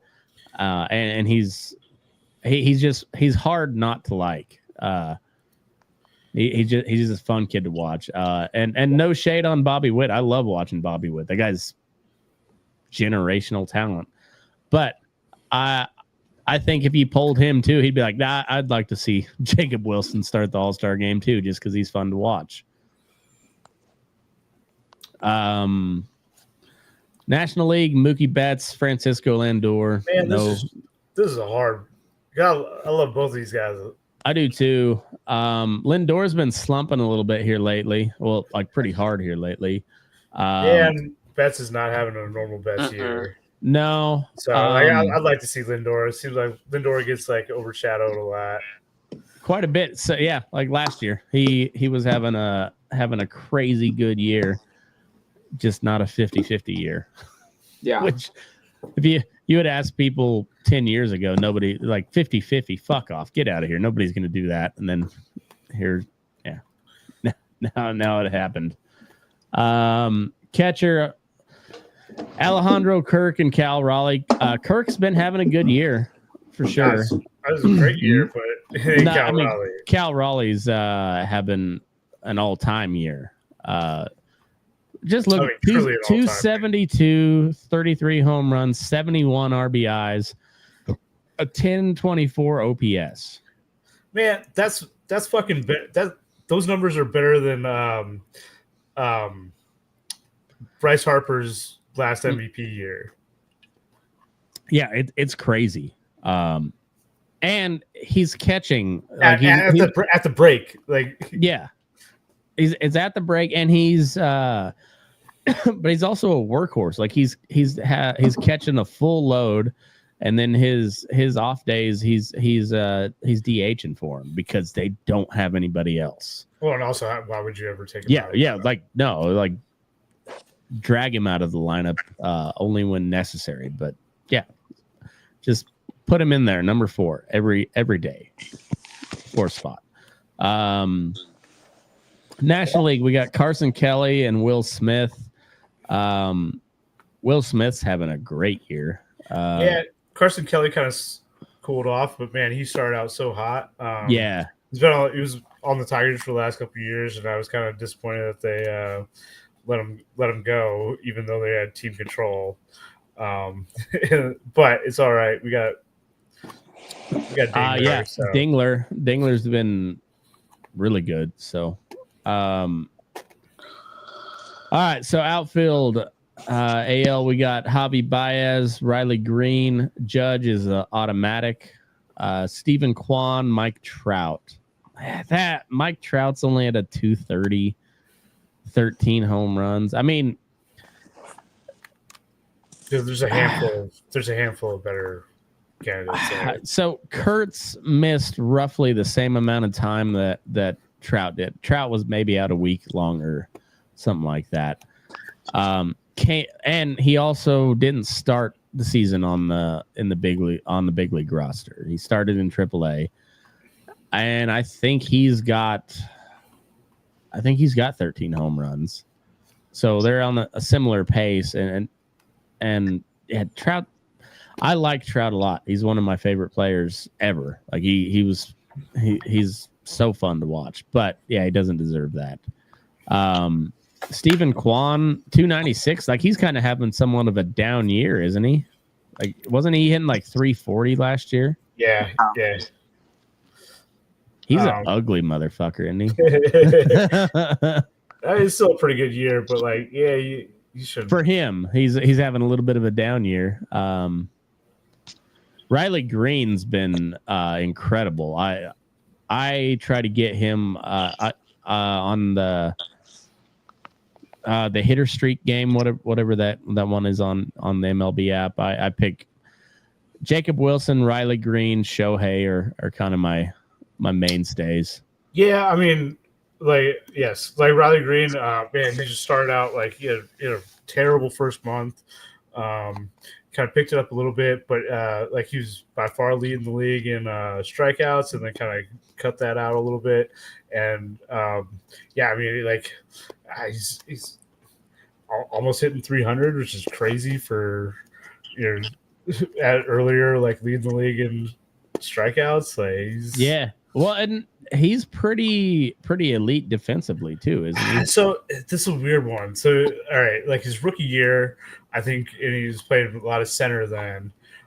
Like he's great outfielder. You guys are like really heavy on center fielders. Yeah, we got like 4. Now, especially now that you got Hobby, they can play center field.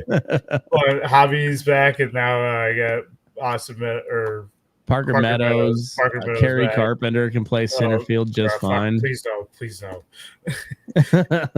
I don't want. I would never. I don't think he's ever played center field. But I thought he played center field for a minute. Nah, he's a right fielder. Okay.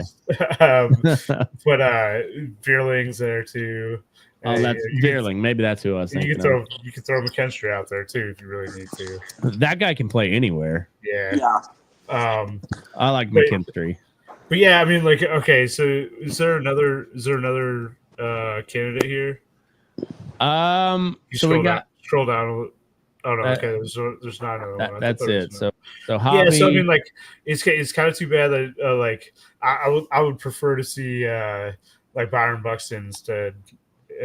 Mike Trout there. Buxton. When he's healthy, he's great.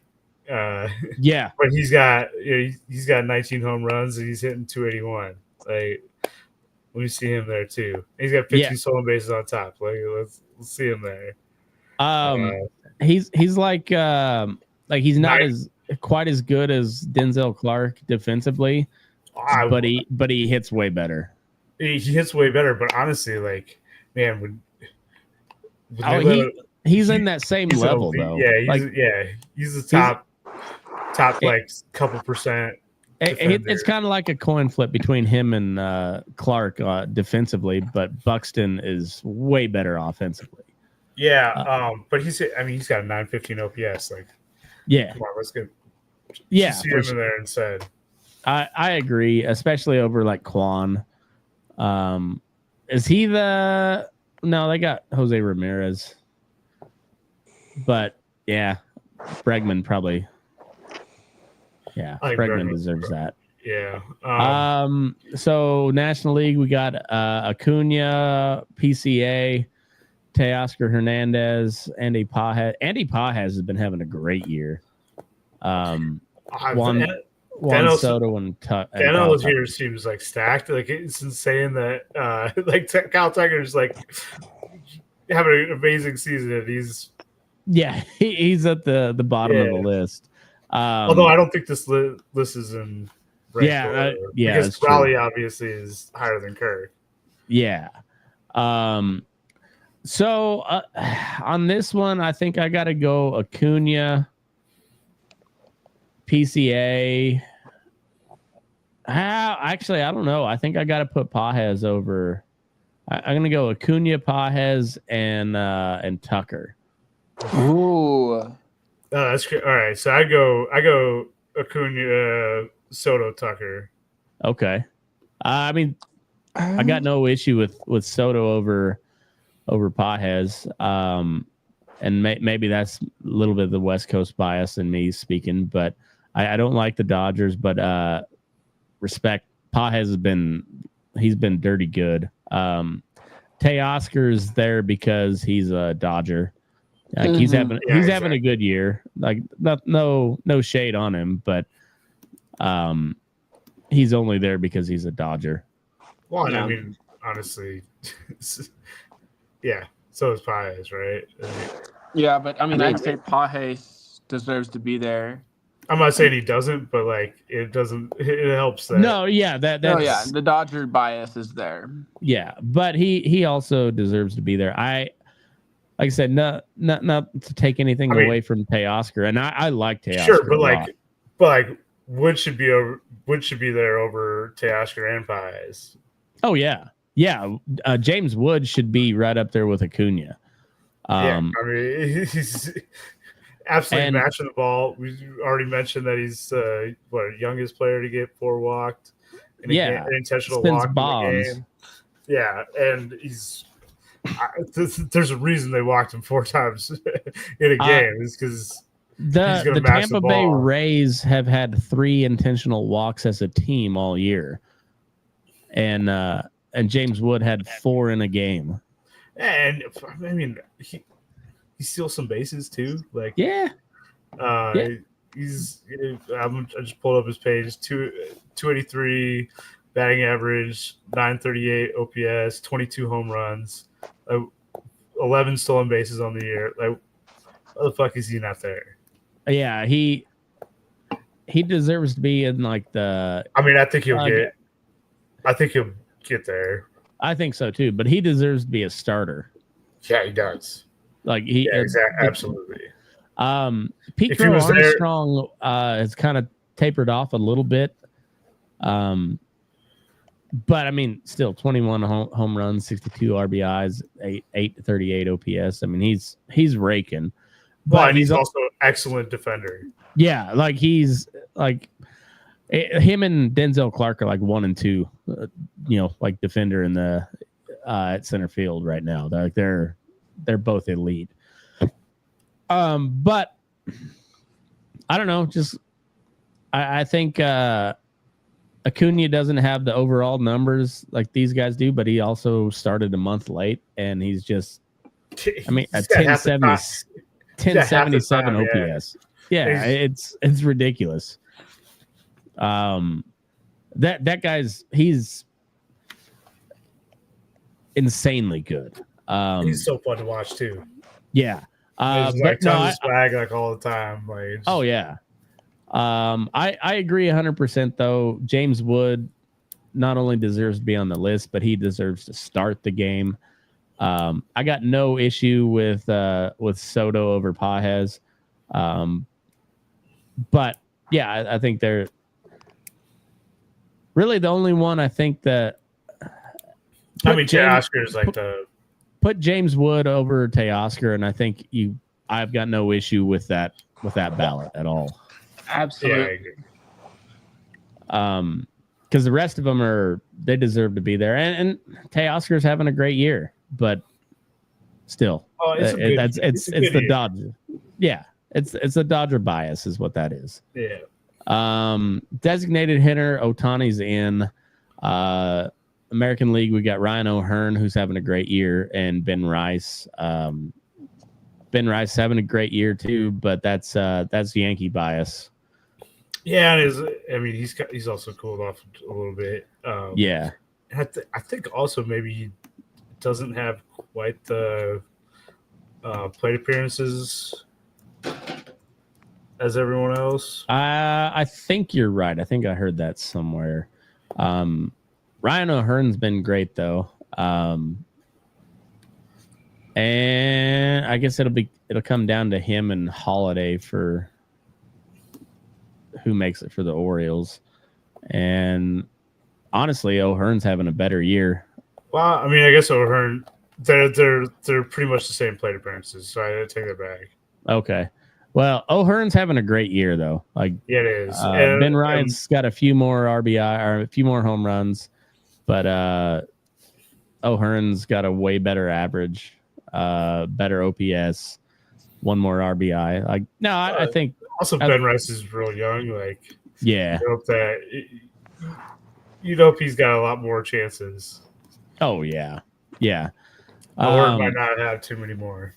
No, probably not. But kudos to him though. I mean, he's been absolutely raking. Yeah, I think Ohtani is obvious. I mean, come on. So I think Kerry Carpenter was like one of the first to get cut out of the DH. Man, he's not been hitting that great recently. Started out super hot. Kurtz was if he hadn't got hurt, I think he'd be right up there for first base.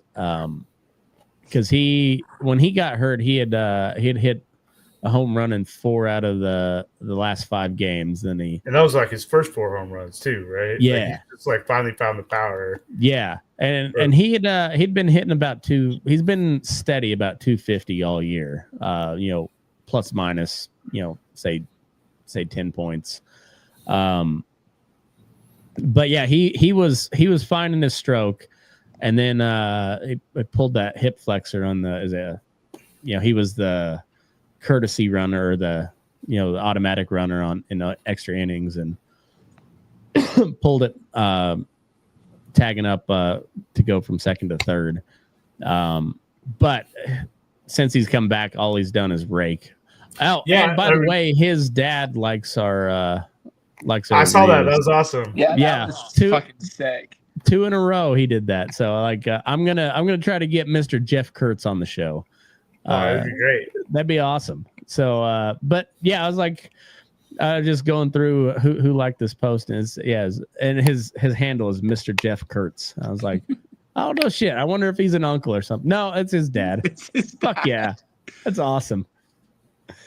And I was like, that's the ultimate dad move. Just search your son's hashtag and go like all the videos.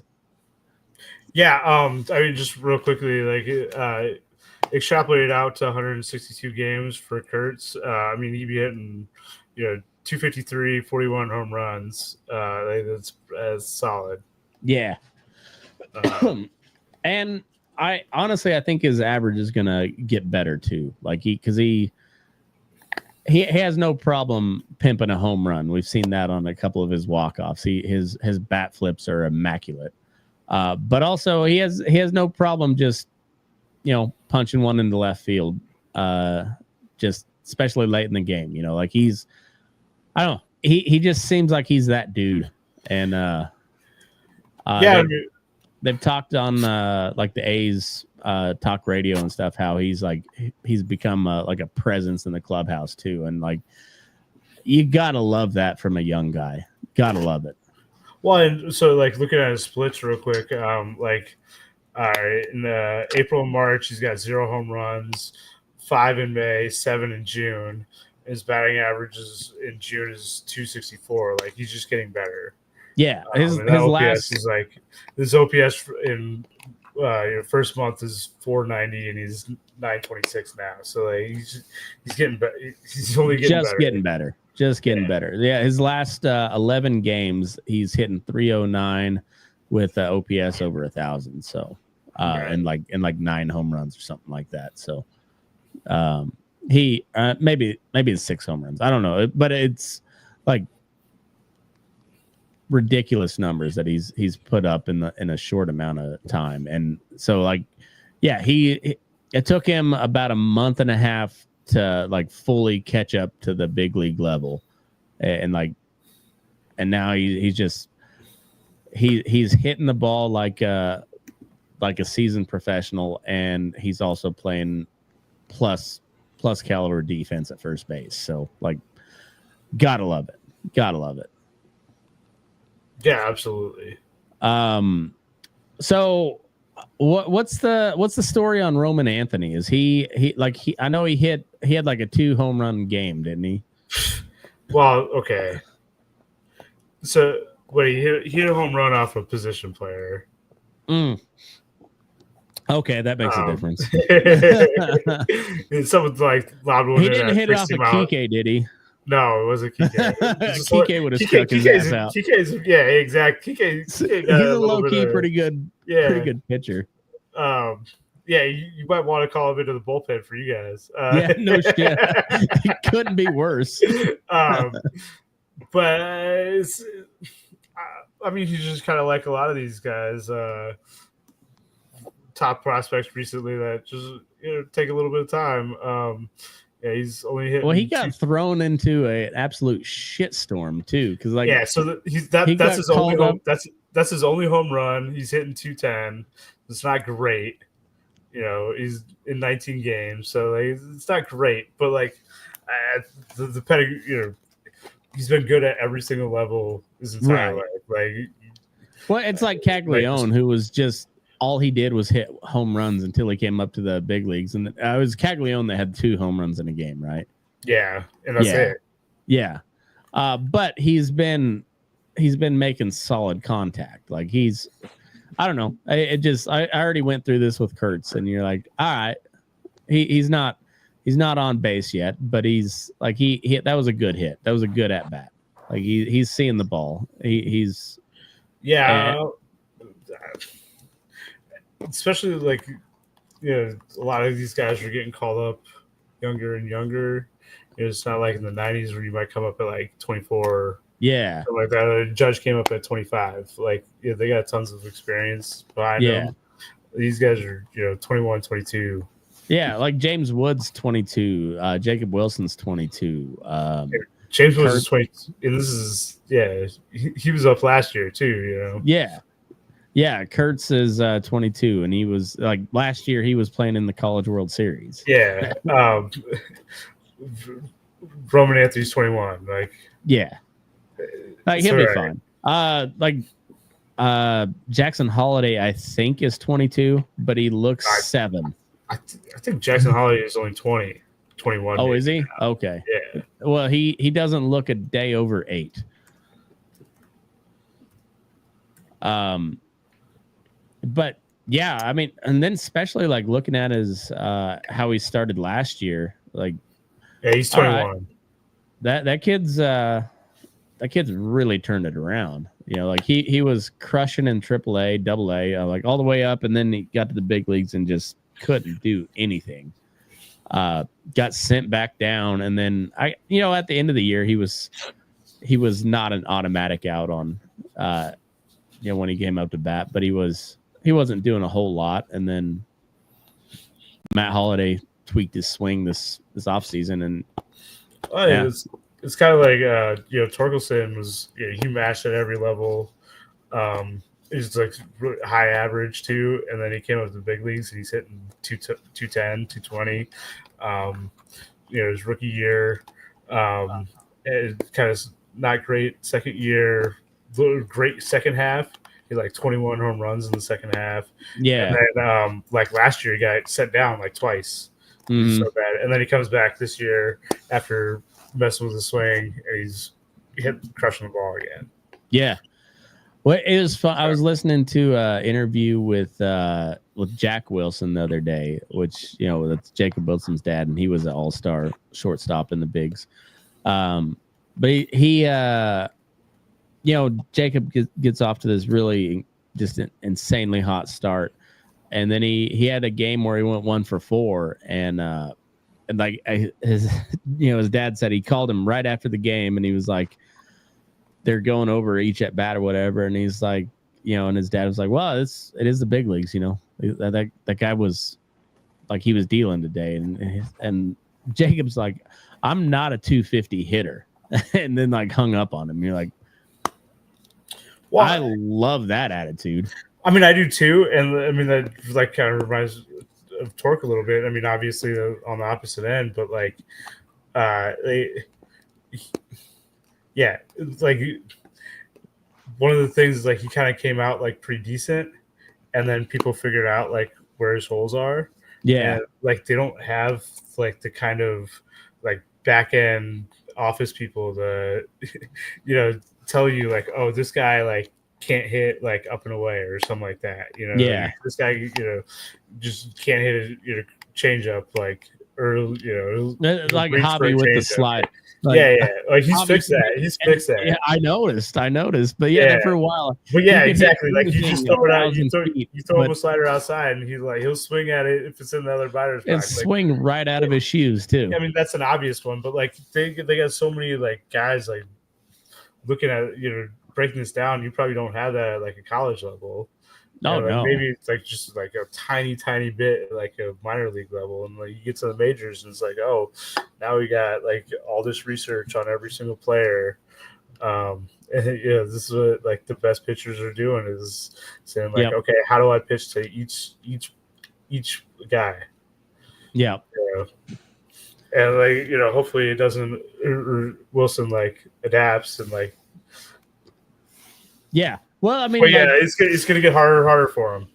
Right. And he's but he also the crazy thing is he's 22 years old, and so he's gonna put a little bit of bulk on, and he's got a decent enough power already, but he's gonna get a little extra pop, and his bat to ball skills are only gonna get better, and they're elite at the moment. So it just I mean, honestly, maybe he goes the other way, and he's like, his eye gets a little bit better, and he lays off a little some pitches that he's making weak contact out of the zone.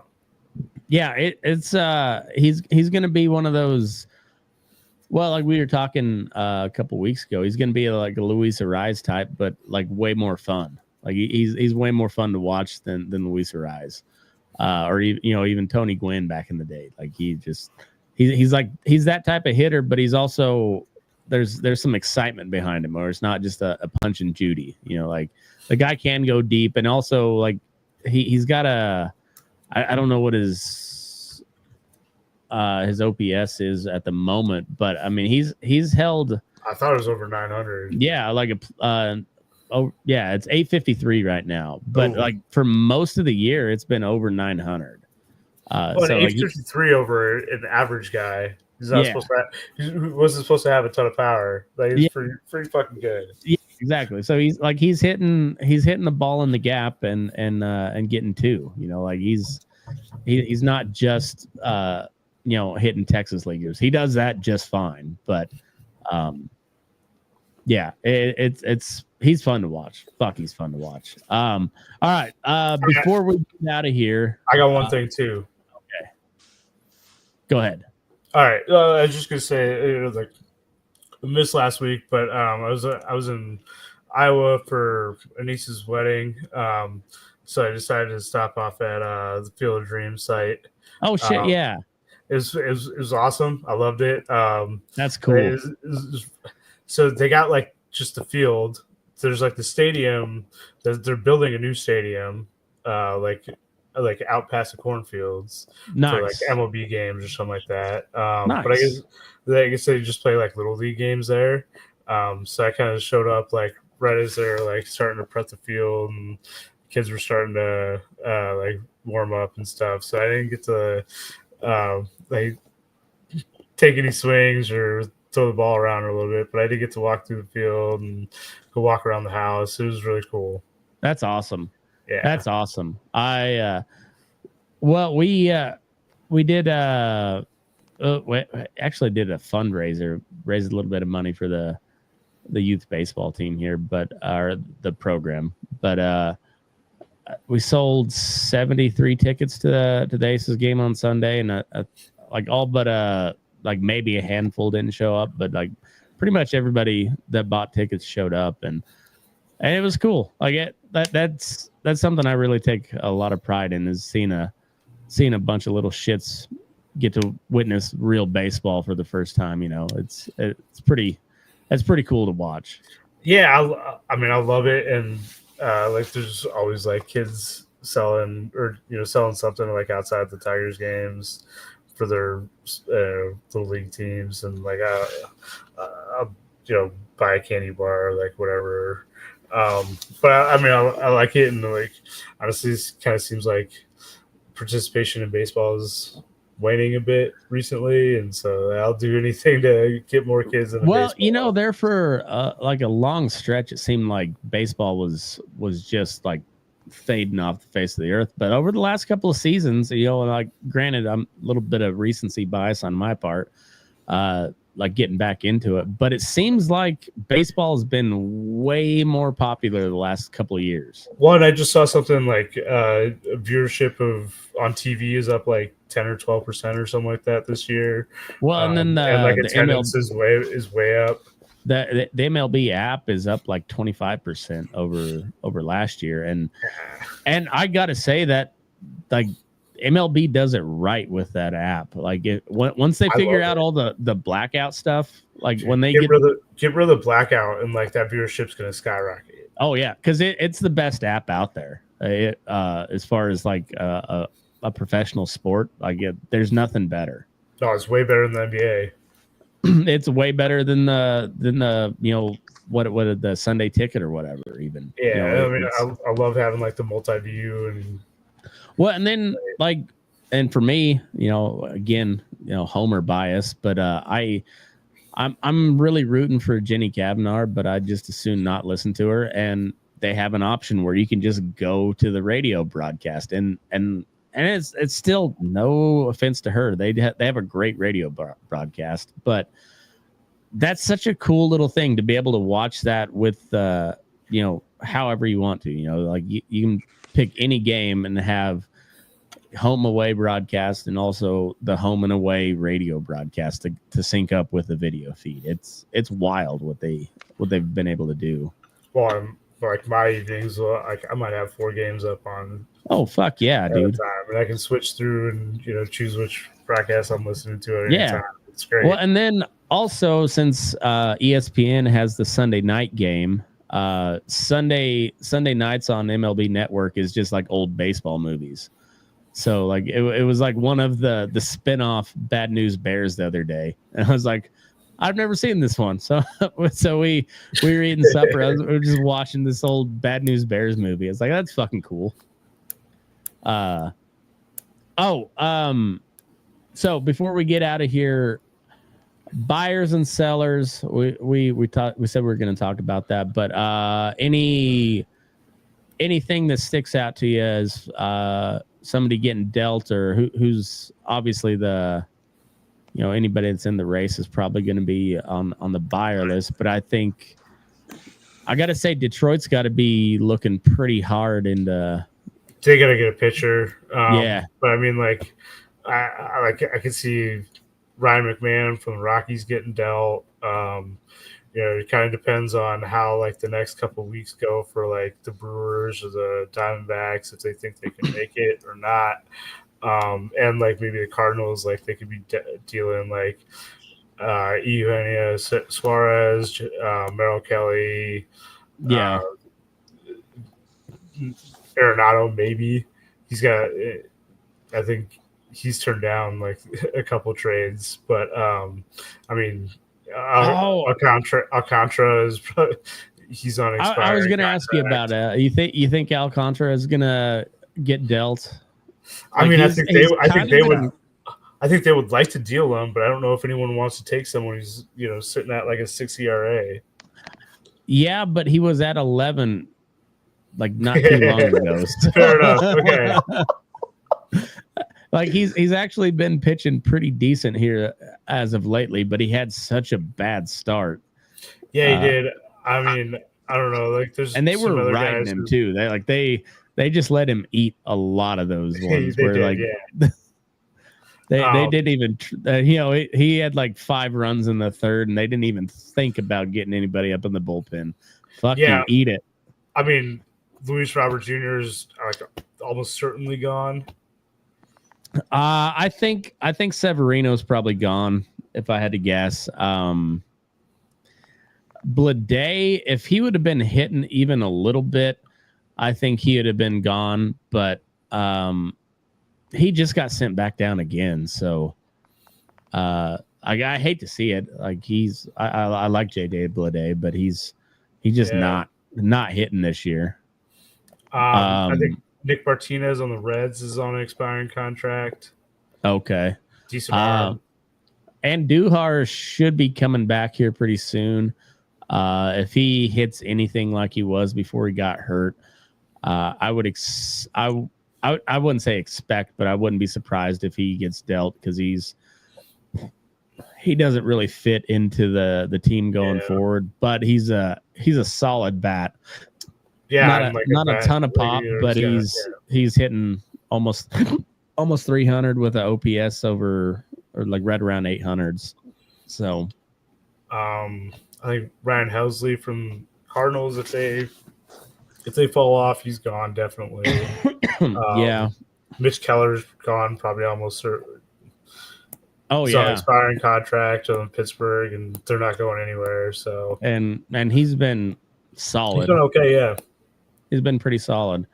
What do you think about a team like Texas? Are they gonna Are they going to try to go out and get somebody?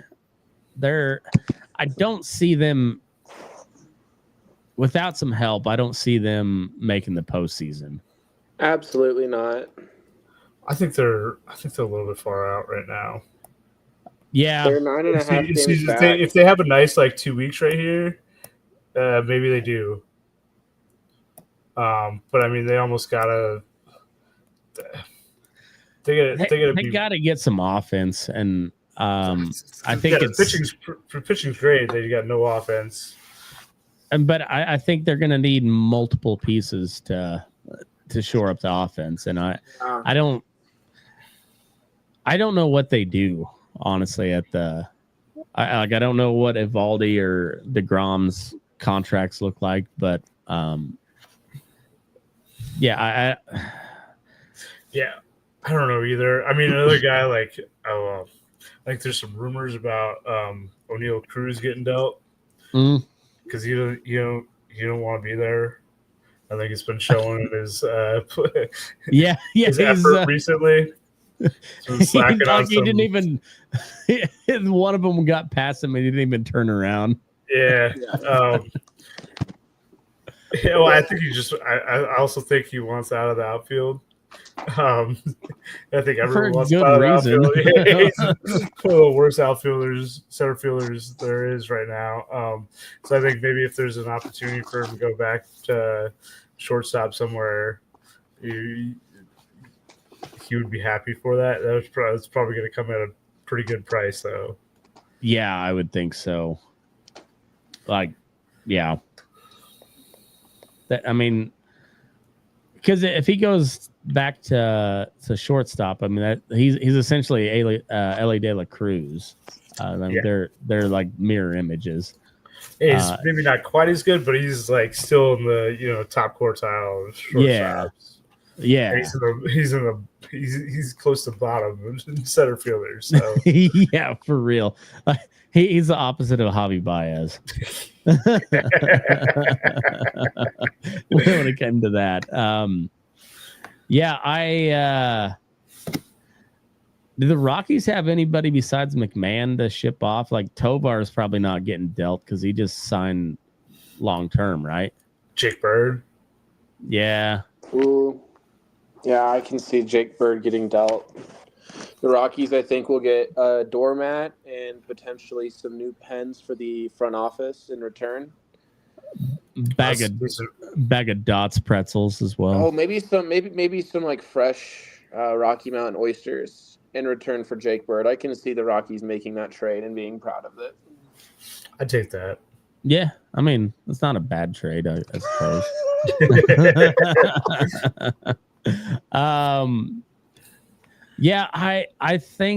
I think the A's could be sellers, but looking how they've gone in the past, outside of Andujar, I don't think they should sell anyone, really, honestly. I don't think so either. I think the A's are set for next season. I think I won't be surprised to see Severino go, and actually I'd kind of like to see him go. Yeah, Severino too. And not that it's nothing against. I really like Severino, but it's pretty clear that he's not really meshing with his situation there. I don't think that it's a team issue. I think it's him personally in that situation. He took the money to play there, but obviously is not what he thought it was going to be. Well, and he's got a 3 ERA difference between home and away. He cannot pitch in Sacramento. I think we watched the one good game that he pitched in Sacramento this year. But then his last 2 starts for sure on the road have not been good.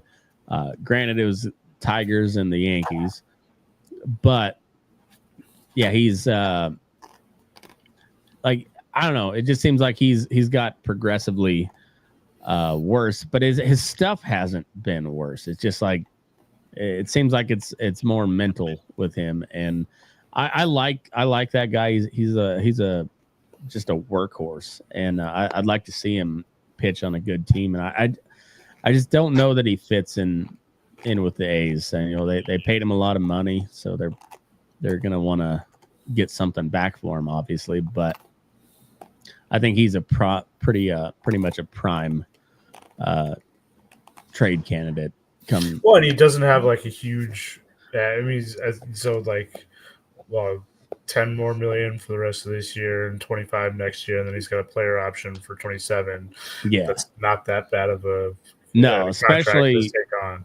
Yeah, especially 3 years from now, that market could look way more expensive. Well, so shit, there might not even be a 27 season.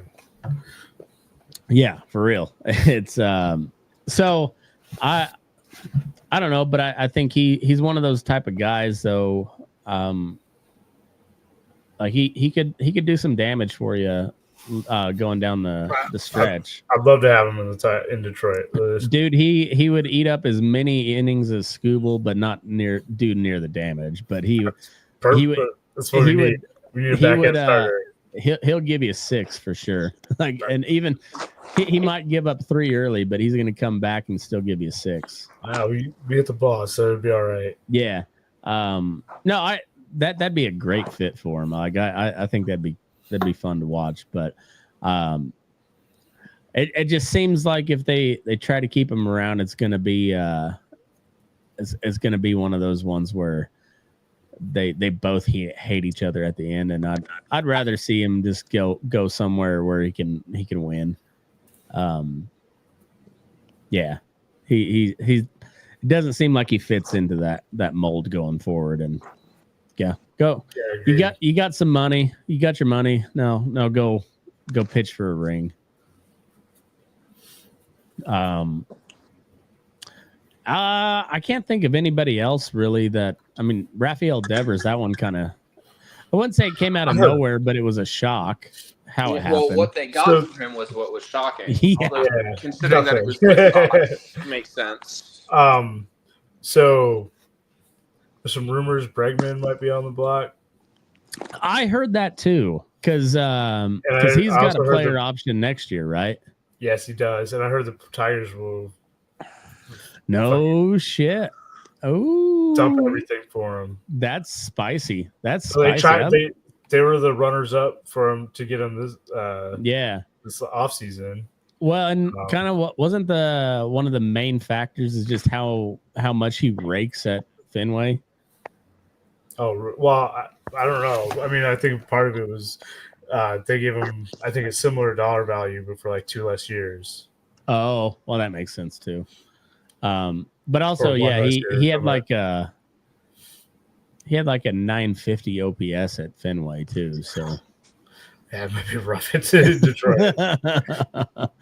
But even so, that guy's good enough. He won't have the crazy numbers like that he's gonna have that he has at Fenway. But he's a good ball player. He'll produce.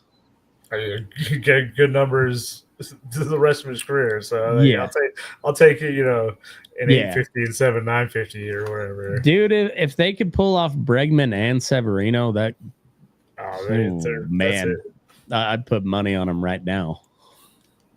That's nasty. With what they've already done this year, that's absolutely disgusting. Your Royals gonna make a push? Absolutely, they're gonna win the World Series. It's what's gonna happen. It's written in the stars. No, I think they're gonna maybe make it to 500 by the end of the season, unless they make some serious moves. Jack Caglione is not figuring it out the way we need him to, and I mean, it's just so slow. Perez tonight had 2 doubles, a double that was almost a home run that got called back, and then a single. He had 3 RBIs that kind of helped us, with the win against Seattle. But we had a 5-1 lead that we turned into a 6-3 win. And the Mariners were knocking the whole night. And I think the Royals have one of the best starting rotations still, ERA-wise. I mean, Chris Bubic is still lights out. But then you also, without Michael Lorenzen, the Royals rotation would probably be in the top 3 ERA-wise. because he's sitting at like 4.9. But I don't know. I think that's the an ace Royals for the A's. yeah, that's the Rockies' best pitcher in franchise history. I don't know. I can see the Royals making somewhat of a push to finish second in the division, but they're 4.5 games back from the wild card, and it is competitive. I mean, in order just to catch up, they've got to go on a tear. They're only 6 games back from 500, but the majority of teams already in the wild card or in that race are 500 or closer.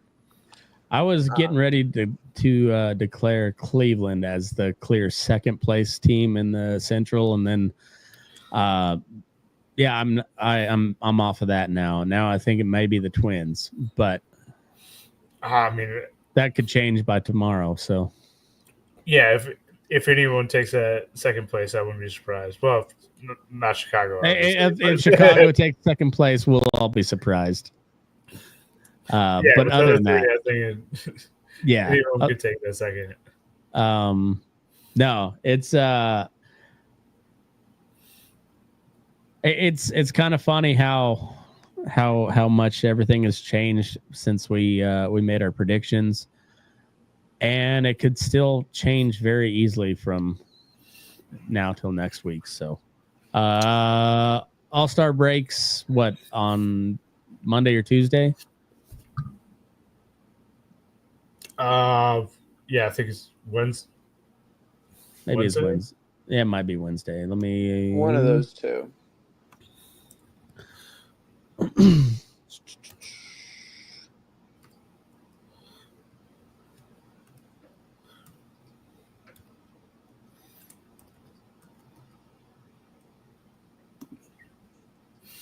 Starts Tuesday 15th, or the game is Tuesday 15th. Okay, so it's a week from next. So yeah, that's coming up here pretty quick. Yeah, so let's probably start like next Thursday. All right, cool. Well, so big dumpers in the home run derby. There's somebody else I heard that was going to do it, but I forget who. I can't remember. All I know is LA De La Cruz turned it down. Damn it, that sucks. I know. It would have been fun. Well, as of right now, I'm rooting for Big Dumper. I'm rooting for him all the way through. Yeah, let's go. Let's go MVP. Let's go best catcher season ever. Let's break the AL home run record. 63. Another platinum glove. Yeah, fuck yeah. Let's go all of it. And it's a division rival. Fuck the Mariners, but Big Dumper to win it all. Like let's go. Let's go. We're watching history. Let's keep it going. I hope he holds up. Yeah, it's exciting. Yeah, and he's a good dude too. So like you want to root for him. So,